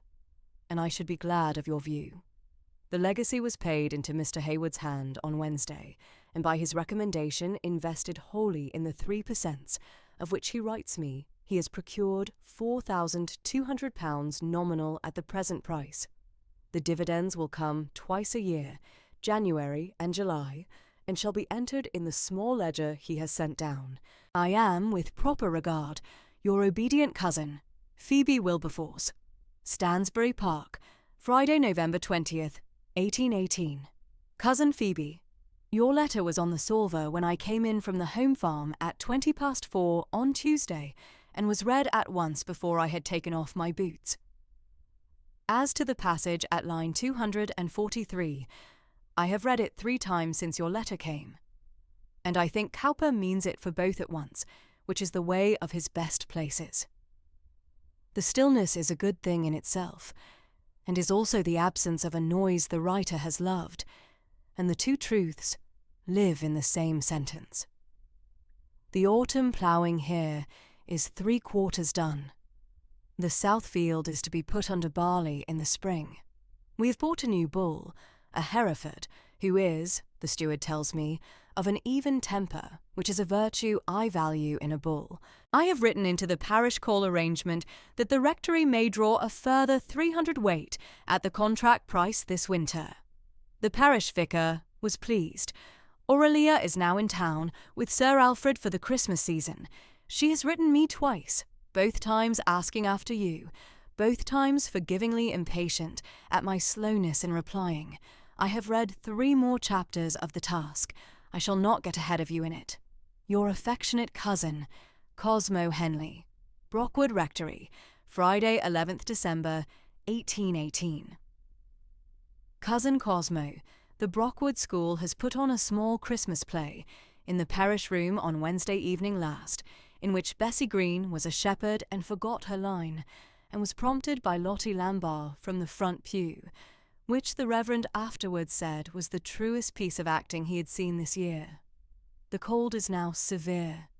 I write of a matter I had not thought to write of, but which I find I should like you to know. On the night of the 25th of October last, the day before our first meeting, I had a small dream of my mother. I do not remember the details. I remember only that she was there, and that I knew her, and that she was kind. I had never, before that night, dreamed of her. I had wondered, on waking, whether the Chronicle notice was the cause. I have wondered since whether it was that you had begun, the day before, the journey down. I write it only because it happened, and I should not like to keep it from you. Your obedient cousin, Phoebe Wilberforce. Stansbury Park, Friday, 1st January 1819. Cousin Phoebe, a happy new year to you and to the Holroyds. Christmas at Stansbury was very quiet. I spent Christmas Day morning at the parish church in Stansbury village and the rest of the day in the South Library with a book. I had not this year gone to Aurelia at Crawford Park, as I have gone every year since my wife's death. I stayed home. I should not, I think, attempt to write down to you why, except to say that I had begun to find Crawford Park, with its dogs and its great noise and its kind hospitality, a place I had been going to chiefly because it was not Stansbury, and that I had come this year to be content to be at Stansbury. Aurelia wrote me a short note, not displeased. I have read your dream letter twice over and was glad of it. Your affectionate cousin, Cosmo Henley. Brockwood Rectory, Friday, 5th of February, 1819. Cousin Cosmo, the cold of January was hard, and the cold of the first week of February has been harder.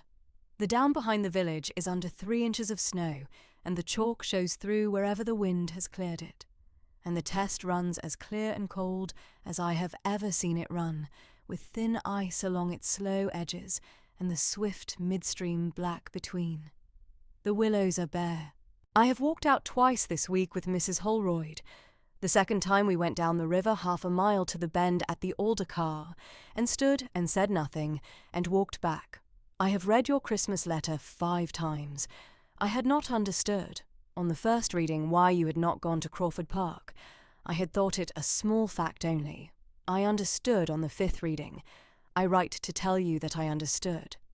Your obedient cousin, Phoebe Wilberforce. Stansbury Park, Friday 19th February, 1819. Cousin Phoebe, the thaw came in on Monday, earlier than is usual, and the south lawn is showing patches of grass through. The rooks have begun to rebuild in the elms by the old gate. I counted 7 nests under repair this morning before breakfast. I write to ask you a thing plainly, and ask you to turn it down without explanation if it should not suit you. Would you consider visiting Stansbury Park for 10 days at Easter? Lady Aurelia, my sister, will be in residence by then and will be the proper chaperone, and Sir Alfred will be with her. The post-chaise from Brockwood to Stansbury is a single day's journey by the Andover and Salisbury Road. Mrs. Sturge, my housekeeper, has already aired the south wing bedchamber that was my mother's. She did it on her own thought, of which I learned only afterwards. The visit would be entirely upon your own decision. You should turn it down without explanation if it should not suit you, and we should continue as we are. Your affectionate cousin, Cosmo Henley. Brockwood Rectory, Friday 26th February 1819. Cousin Cosmo. I shall come to Stansbury Park for 10 days at Easter, by post-chaise, on Sunday the 11th of April, returning Wednesday the 21st of April. I shall bring my own dove-grey wool and my pale blue muslin, and shall require no other dress. The visit is a cousin's visit, not a season's. I shall be most happy to meet Lady Aurelia and Sir Alfred Crawford. I remain, with proper regard, your obedient cousin, Phoebe Wilberforce. On the morning of Monday, the 1st of March, 1819, at the writing table in the South Library at Stansbury Park, Cosmo Henley unfolded Phoebe's reply and read it through. The fire on the marble hearth burned at its low morning size. Out on the south lawn, a single rook lifted once from the grass and settled again. The house was, at that hour, quiet. Quinton somewhere down the long passage. Mrs. Sturge already about the linen press, no other foot on the boards. Cosmo read the letter through a second time, slowly, weighing each plain line. He set it down on the green leather of the table, flat, with his hand resting on it. He laughed once, short, low, surprised, and then was quiet again, and after a moment he reached for a fresh sheet and drew the inkstand toward him, and began his reply. Easter Sunday fell on the 11th of April that year, and Phoebe came up the long elm avenue at Stansbury Park in a post-chaise hired at the Lamb at Devizes at 4:15 in the afternoon. The driver had stopped twice on the road to let his offside horse blow, and the day had been a slow yellow one, with a smell of new grass and bruised earth coming in at the chaise window.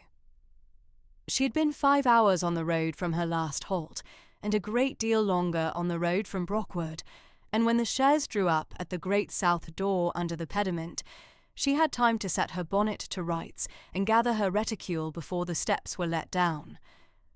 Stansbury Park's south wing apartments had been aired by Mrs. Sturge, a small sitting room with a writing desk under the south window, a bedchamber adjoining, and a small dressing room with a brass washstand. Lady Aurelia stood on the wide top step. Beside her stood her husband, Sir Alfred Crawford, stout, country grey, kind hazel eyes, plain dark green coat, with his hat in one hand and the other set kindly on the stone balustrade. "Cousin Phoebe," Lady Aurelia said, coming down 2 steps and putting out both her hands as the chaise door was held open. "I am very glad to know you. My brother has written of you in every letter since November, and I have been resolved to like you and find myself, in the first 10 seconds of your acquaintance, exceeding my resolution." Phoebe took the offered hands in her own gloved hands and made her small, composed curtsy. "Lady Aurelia, you are very kind. I am glad to come. Aurelia, if you can manage it, we are cousins. Sir Alfred, my dear. Cousin Phoebe. Cousin." Sir Alfred bowed in a country way, hat against his breast. "We have been looking out for the chaise since 3. My wife would have the windows up in the long gallery to watch the avenue. "I did nothing of the sort," said Lady Aurelia placidly. "I had Mrs. Sturge look out from the long gallery. Indistinguishable, my love, from the avenue." Phoebe felt the small first warmth of a household that took its tea together, and the steady gravity she had been carrying loosened by some narrow margin in her chest. At the inner door, Cosmo was standing in the shadow of the porch, hat off, gloves in one hand. He came forward when she came in over the threshold and took her hand and inclined his head deeper than he need, and held the hand the length of perhaps 3 breaths before he gave it back. "Cousin Phoebe, you are welcome to Stansbury. Cousin Cosmo, I am glad to be here. You have had a long day. Mrs. Sturge will show you up to the south wing. We dine at 6. There is no company, only the 4 of us." "Thank you."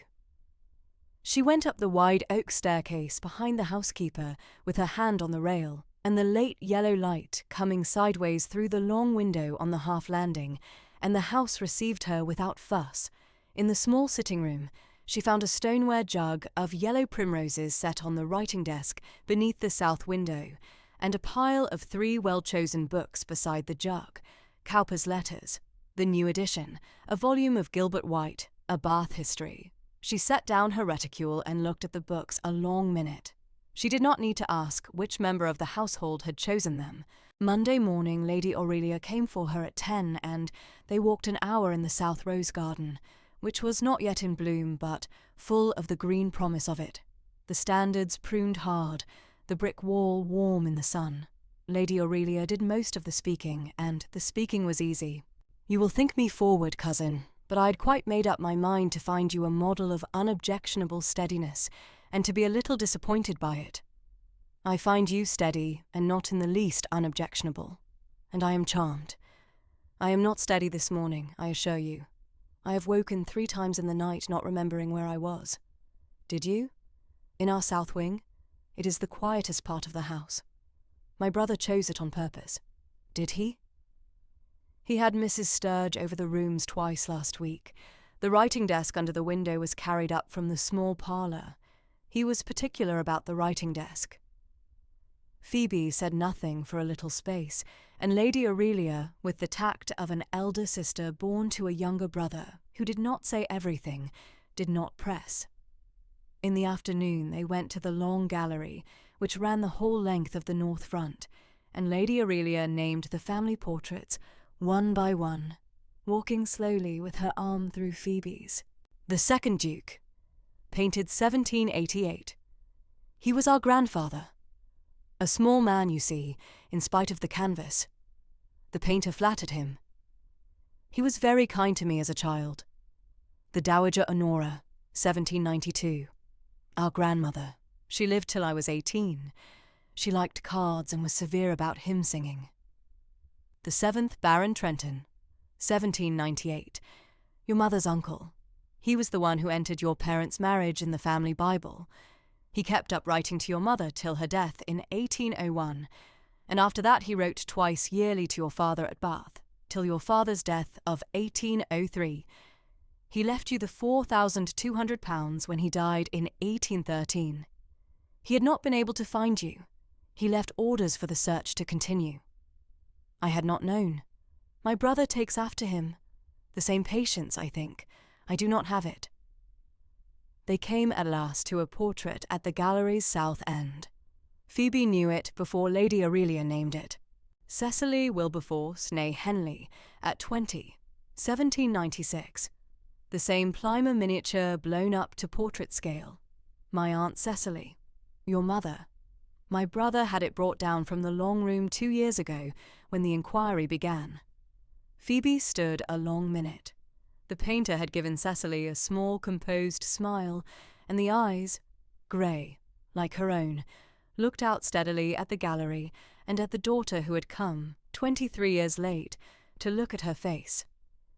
"She would have been glad of you, cousin," said Lady Aurelia quietly. "I knew her a little. I was 7 when she married. She was a kind young woman. Thank you." They took tea in the small morning room at 4 every day, the 4 of them, and Cosmo at his estate business in the mornings was with them in the afternoons. Sir Alfred said little, but watched everything, and his short remarks were dry and kind in equal measure. "Cousin Phoebe rides, I hope?" "A little, Sir Alfred. The Reverend Otterley had a quiet bay mare. I rode her on the lanes. We must find you a quiet bay mare at Stansbury. We have 3 quiet bay mares and a quiet grey. My wife rides the grey when she comes down." "I should be glad." "My wife says you are fond of Cowper." "Yes." "Cowper is a clergyman's poet. You will have read him at the rectory." "Yes." "I cannot abide Cowper myself. I read Crabbe. We shall not quarrel about it." "No." Sir Alfred, in 3 days, was fond of his new cousin. Lady Aurelia took the warm measure of Phoebe, and Phoebe took the warm measure of Lady Aurelia, and the household at Stansbury settled into the shape it would keep for the remainder of the visit. Wednesday evening the 4 of them sat down to a small family dinner in the great dining room. The Stansbury house silver had been laid, and Mrs. Sturge brought up the dishes herself for the first 3 courses with a small ceremony that was her way of marking the occasion without speaking of it. Phoebe was in plain pale blue muslin for the first time. The dove-grey of her arrival had been put off for the evening at Lady Aurelia's gentle insistence at the morning's first conversation, when Aurelia had said, taking her hand at the foot of the staircase, "My dear cousin, I am still in my late aunt's lavender. I shall not have you outdone by my own half-mourning." "What is in the tureen, Mrs. Sturge?" "White soup, your grace, with the new cream. Mrs. Sturge has not lost the trick of the white soup." "No, your grace." The talk over the soup was of the Avenue elms and of a tenant at Little Hatherton who had asked leave to put up a new pigsty. Over the fish it was of a sermon Sir Alfred had heard at the parish church that morning. Over the saddle of mutton it was of the new edition of Cowper's Letters that had come down from town in February. Cosmo said little. He watched Phoebe across the table without watching her, and when she spoke of the Reverend Otterley's old Cambridge sermons, his eyes did not leave the wine-glass at his hand. The dessert came.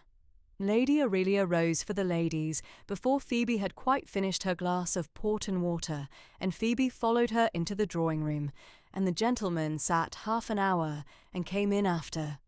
Thursday came on warm and yellow with a small wind from the south. At noon, a hired post-chaise drew up at the great south door, uninvited. Mr. Quinton, in his black butler's coat, went out himself to meet it. Sir Magnus Henley, to wait upon his Grace, Quinton. "I shall inquire whether his Grace is at home, sir." "You shall inquire nothing. I am his cousin." Quinton, with the small unhurriedness of a Stansbury butler of 30 years' service, made the gentleman wait in the hall 5 full minutes before showing him up to the morning-room. Cosmo received him at the chimney-piece, the fire low behind him in the April warmth.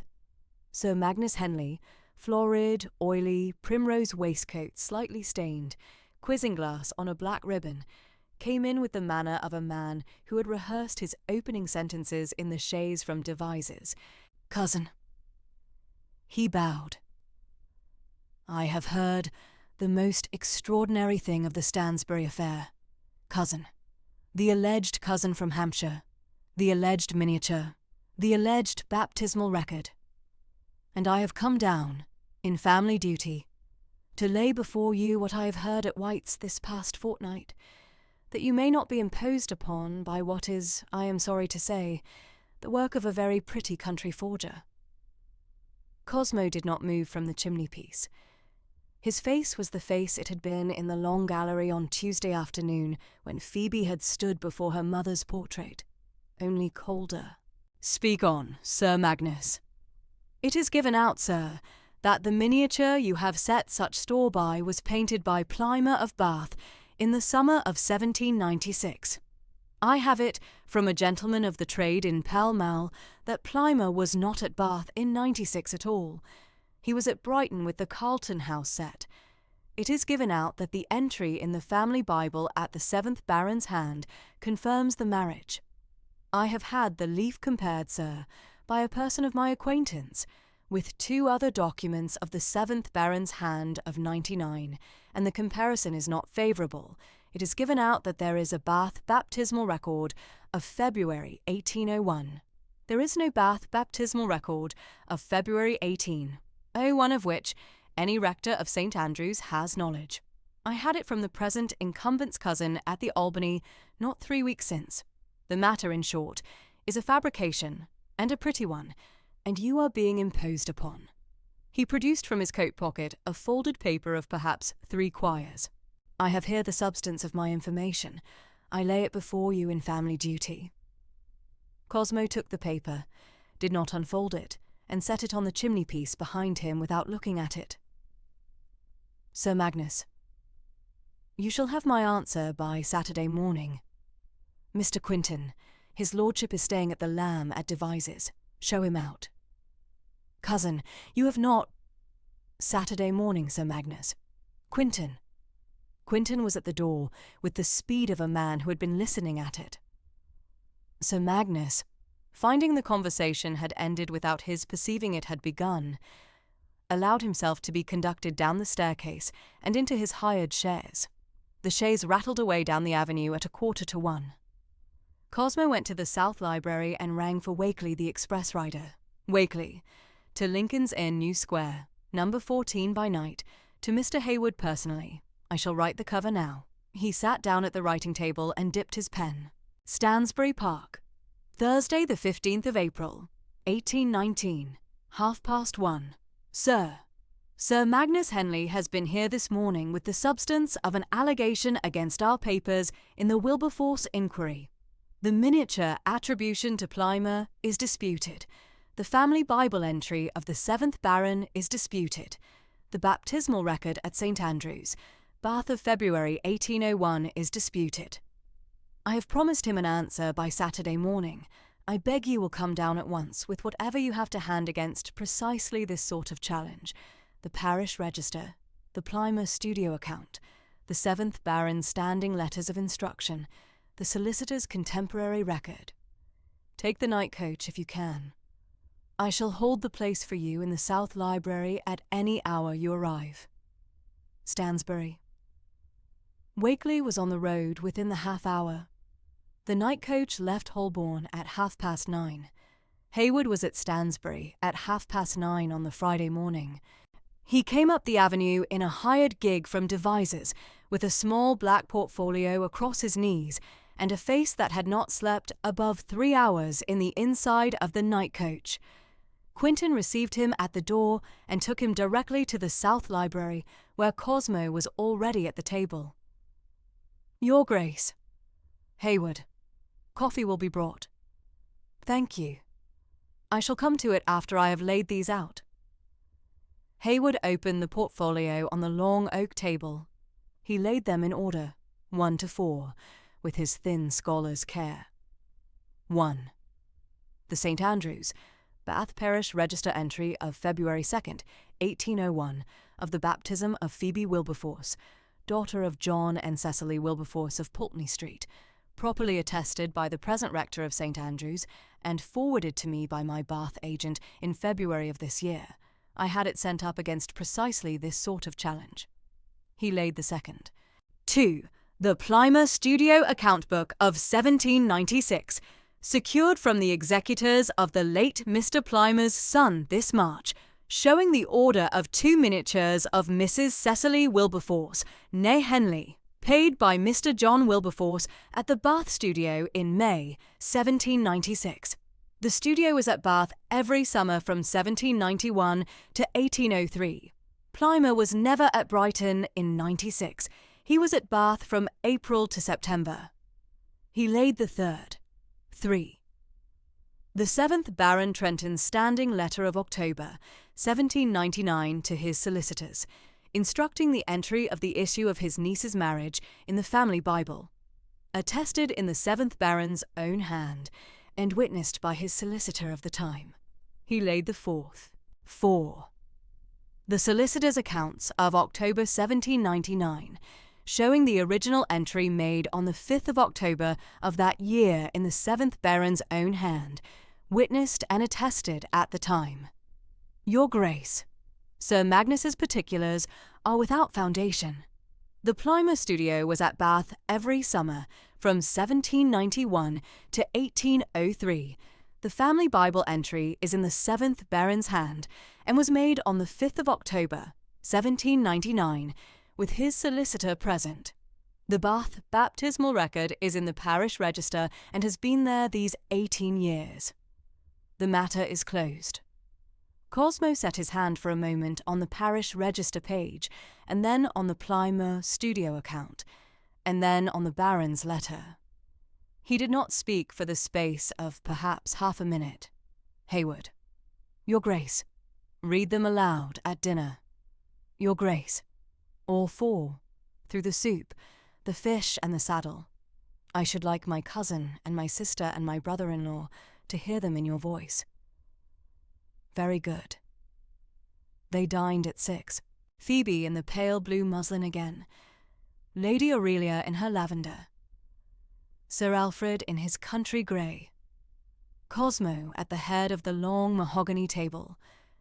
Hayward at his right, in the plain black superfine. Mrs. Sturge served. The candles were lit because the evening came on grey through the south windows. Through the soup, Hayward read the parish register entry of February 2nd, 1801, the names of the parents in full, the rector's signature, the witnesses, the present rector's attestation. Phoebe sat very still, and did not put down her spoon. Through the fish, he read the Plymouth studio account book entry of May, 1796. The order, the sitting dates, the price, the receipt of payment in Mr. Wilberforce's hand.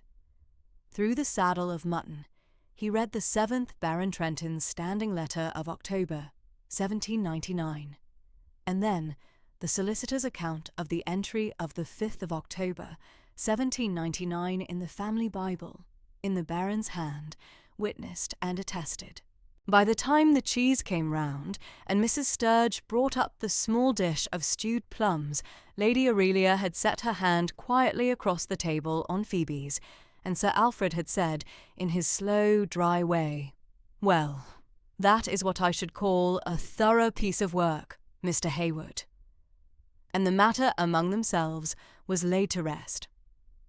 Cosmo wrote to Sir Magnus on Saturday morning before breakfast a brief letter setting out the 4 documentary refutations in numbered order and concluding, "Sir, in the light of the foregoing, I beg you will withdraw your allegations publicly through a notice in the Morning Chronicle of Monday next, drawn up by Mr. Hayward on my behalf.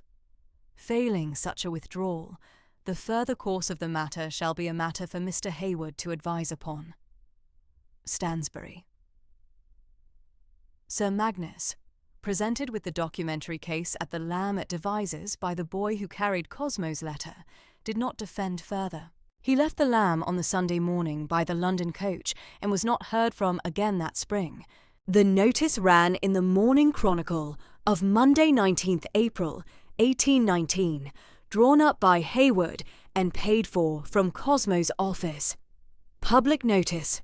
Mr. Hayward, on behalf of His Grace, the Duke of Stansbury, begs to confirm that the identity of Miss Phoebe Wilberforce of Brockwood by the Test in Hampshire, as the only daughter of the late Mrs. Cecily Wilberforce, née Henley, has been established to the entire satisfaction of His Grace's solicitors upon the strength of 1. 2 miniatures by Plymer of Bath, of 1796. 2. The Parish Register of St. Andrews, Bath, of February 2nd, 1801. 3. The standing entry in the Henley Family Bible of October 5th, 1799 in the 7th Baron Trenton's hand, and 4. The 7th Baron's solicitor's contemporaneous record. The legacy of £4,200 has been paid to Miss Wilberforce in accordance with the late Baron's settled will. Phoebe read it at the breakfast table on the Tuesday morning when the Chronicle came down from London. She read it once through carefully, folded it neatly along its crease, and set it beside her plate, without speaking. Friday evening, the 23rd of April, the 10th and last evening of her visit before her return to Brockwood on Wednesday the 28th. She had originally meant to go on the 21st, but Lady Aurelia had insisted on a further week, and Phoebe had not refused. The four cousins sat in the South Library after dinner. Cosmo was at his writing table by the south window, apparently writing estate letters. Phoebe was at the wing chair by the fire, reading Cowper's Task, the book open on her lap. Lady Aurelia was at the embroidery frame across the rug. Sir Alfred was dozing in the chair opposite, a glass of port at his elbow, and his slow, even breathing the only sound besides the fire and the small, dry scratch of Cosmo's pen. At 10:30, the household retired. Lady Aurelia kissed Phoebe at the foot of the staircase, and Sir Alfred said his slow "good night," and they went up. Phoebe went up after them. Cosmo, at the door of the South Library, said, "Good night, cousin," and she said, "Good night, cousin," and went up the staircase with her candle. He returned to the South Library alone. He sat a while at the writing table at the south window. The fire had sunk to its red core. Then he drew a fresh sheet of cream-laid paper towards him, dipped his pen, and began, slowly in his close, steady hand, the draft of what he intended to say to her in the South Rose Garden the following morning at 10:30. On the morning of Saturday the 24th of April, 1819, Phoebe came down the south stair of Stansbury Park at 10:20 in plain pale blue muslin, the dove-grey of the days before having been put off the morning previous and set away in the press by Mrs. Sturge's own hand for the laundry-room. She had slept, she thought, perhaps 4 hours. She had risen at 6 and sat at the small writing table in her room until 9, not writing anything, only sitting with her hands quiet in her lap and looking through the leaded window at the pale blue sky and the bare branches of the lime walk and the cold, thin Wiltshire light upon the gravel of the south terrace. At a little after 10, she had heard, faint along the long corridor, the case clock in the hall below striking the hour, and a small, steady decision had settled in her. Not a new decision, only the settling of a thing already known. And she had risen and put on the pale blue muslin and gone down. Cosmo was waiting for her at the south door, very still, hat in his right hand, no coat, only his black superfine and his clean white linen at his throat. He inclined his head. He did not speak.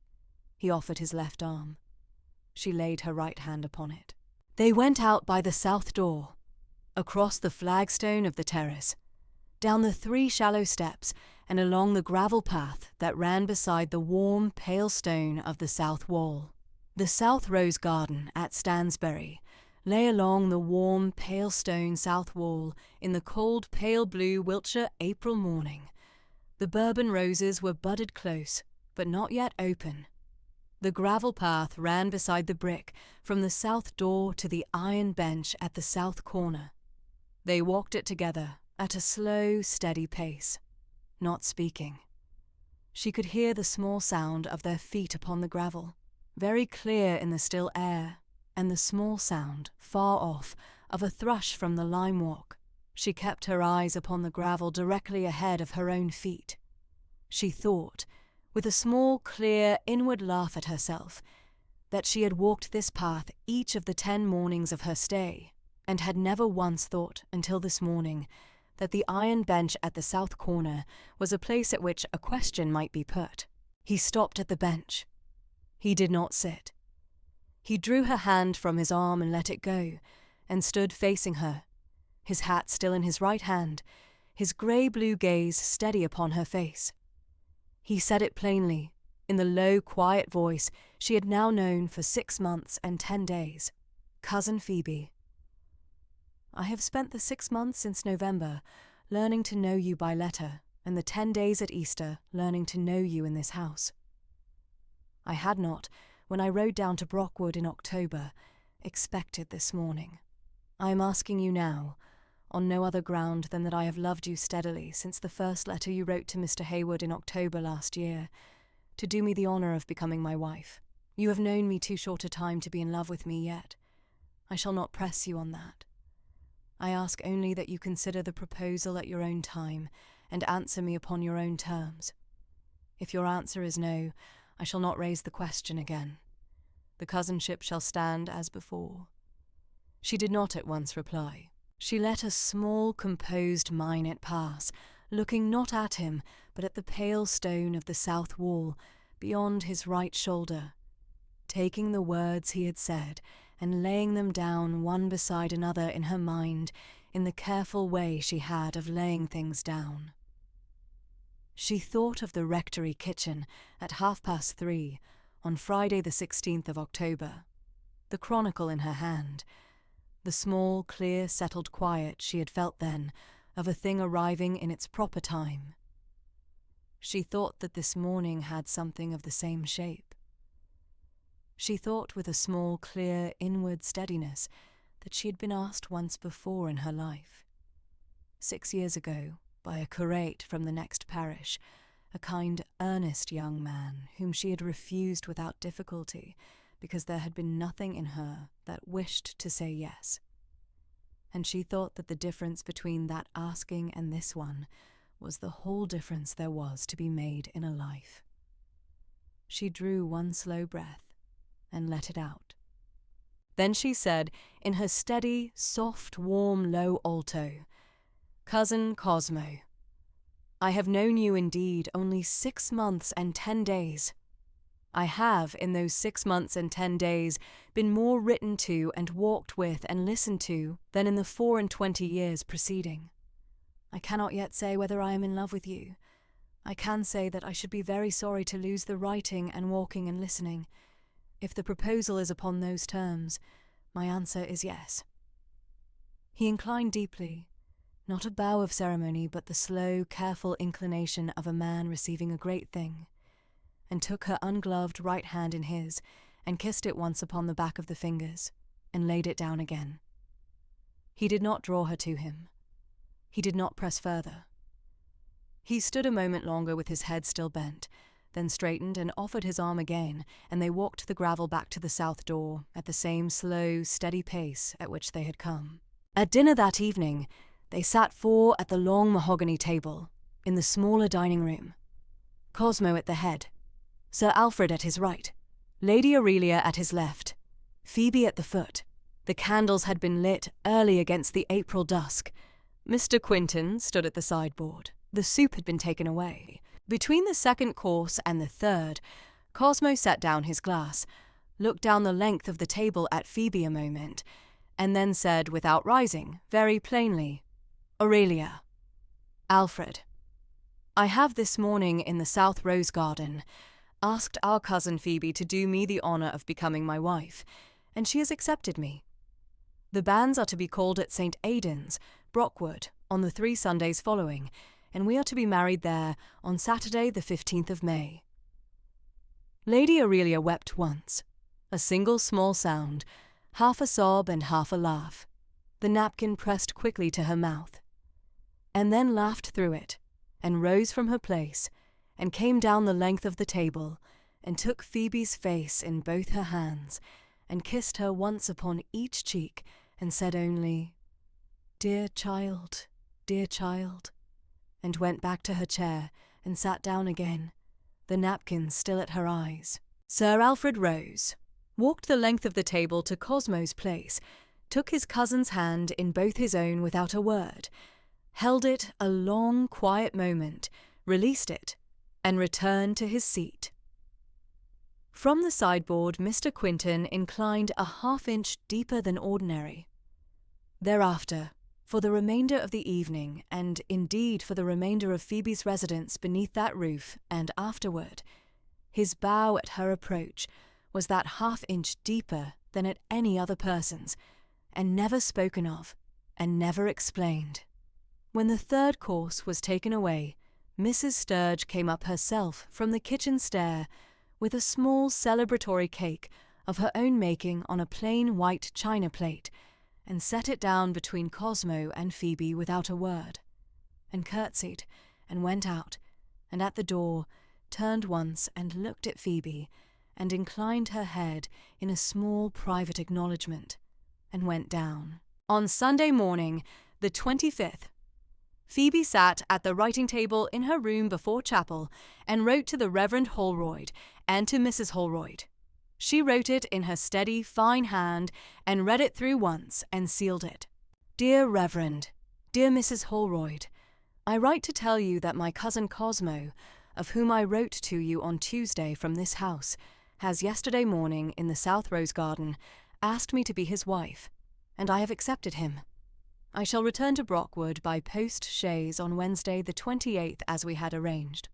I beg of you, dear Reverend, that having known me these 4 years and 7 months, and standing in the place of any near family I have, you would do me the honour of calling the banns at St. Aidan's on the 3 Sundays of the 25th of April, the 2nd of May, and the 9th of May, and of marrying us in our own parish on the Saturday following at 10 o'clock. I am, with much love to you both, your affectionate Phoebe Wilberforce. The Reverend's reply came by return post on Tuesday morning the 27th, written in his own steady country hand. My dear child, Mrs. Holroyd and I read your letter together yesterday at 4 in the afternoon, and were a long quiet time before we could speak. I shall call the banns this coming Sunday at the 11 o'clock service, and the 2 following, and I shall marry you on the Saturday after at 10, as you ask.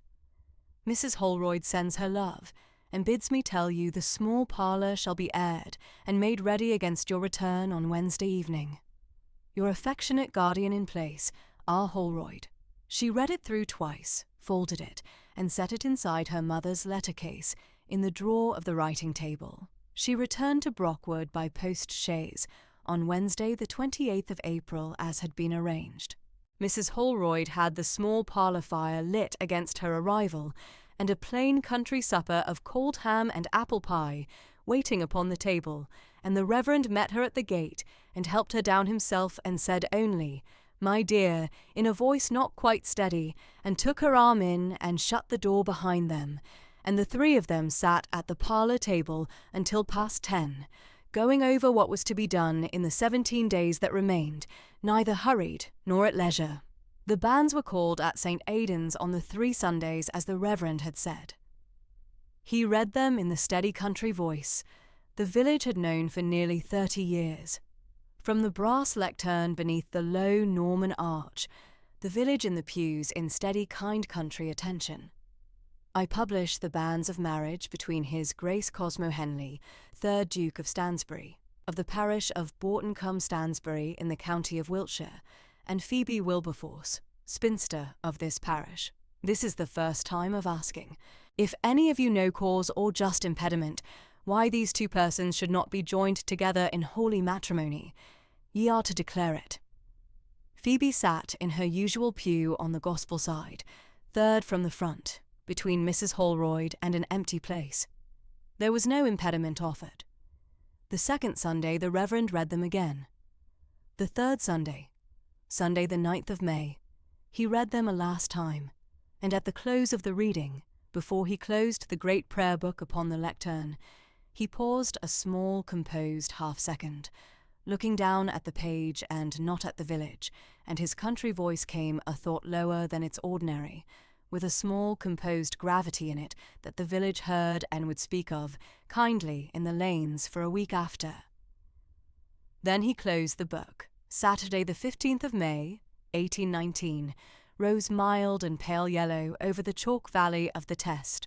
The village parish church of St. Aidan stood at the south end of the lane of pale Hampshire flint and dressed sandstone, its low square Norman tower against the morning sky, the yew at the lych gate older than the tower, posies of pale pink primroses and dark blue forget-me-nots, and white spring narcissus had been tied to every pew end by Mrs. Holroyd and the 2 elder Miss Pellews on the Friday evening before. The village were in the back pews from a little after 9. Sir Alfred and a thin scattering of Henley connections sat in the family pew on the groom's side. Cosmo stood at the chancel step in plain black superfine, hands at his sides, very still. Mr. Hayward waited at the south porch.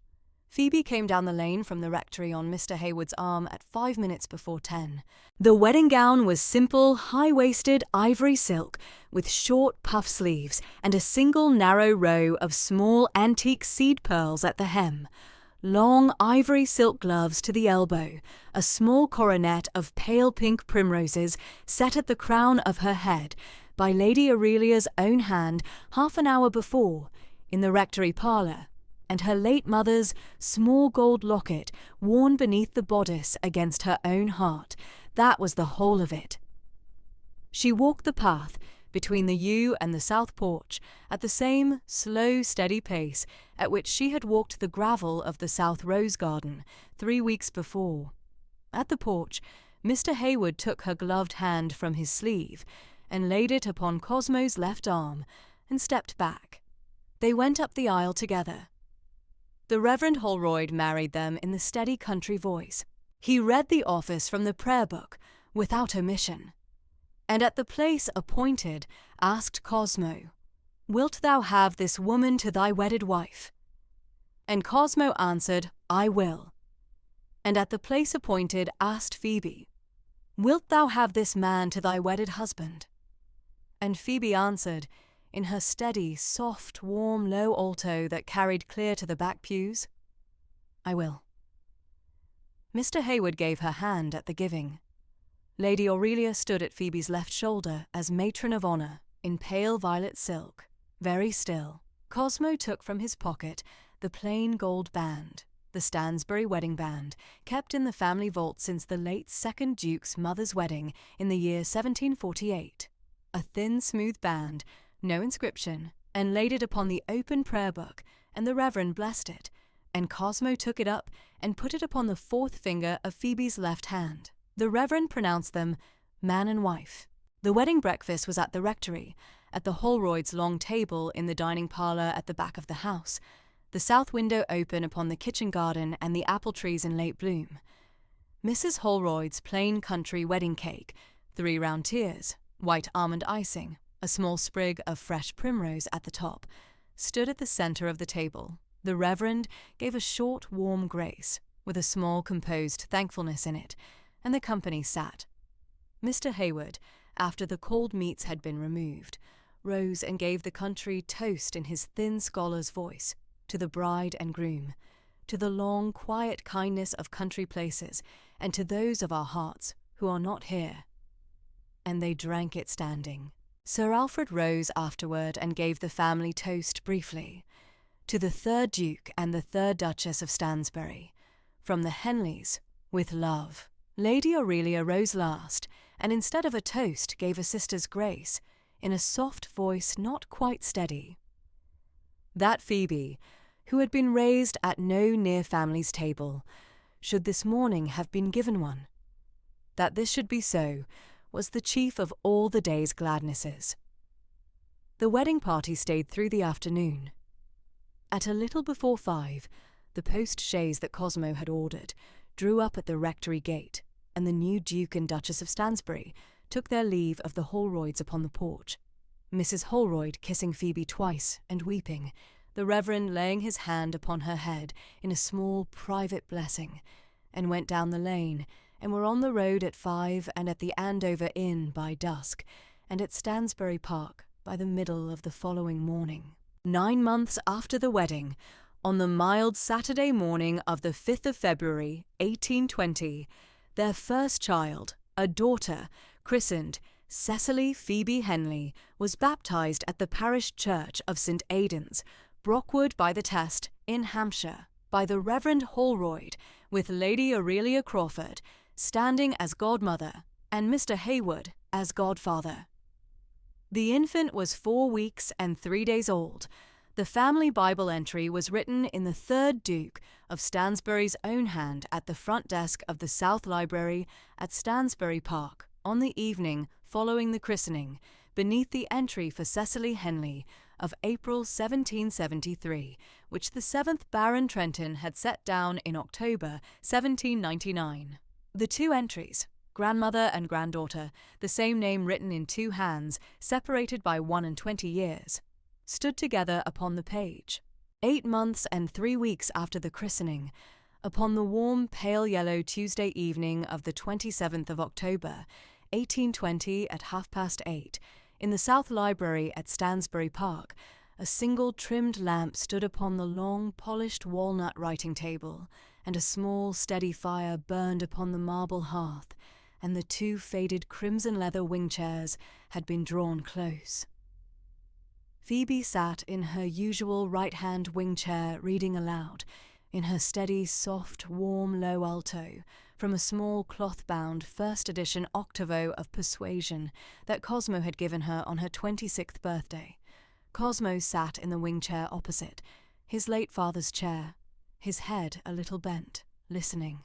The infant, Cecily, 9 months old, slept in the next room with the nurse, Mrs. Pellew, the Brockwood nurse Phoebe had asked to come up to Stansbury, the same Pellew family whose daughter Mary had been Phoebe's pupil at the Holroyd's village school from 1817 to 1819.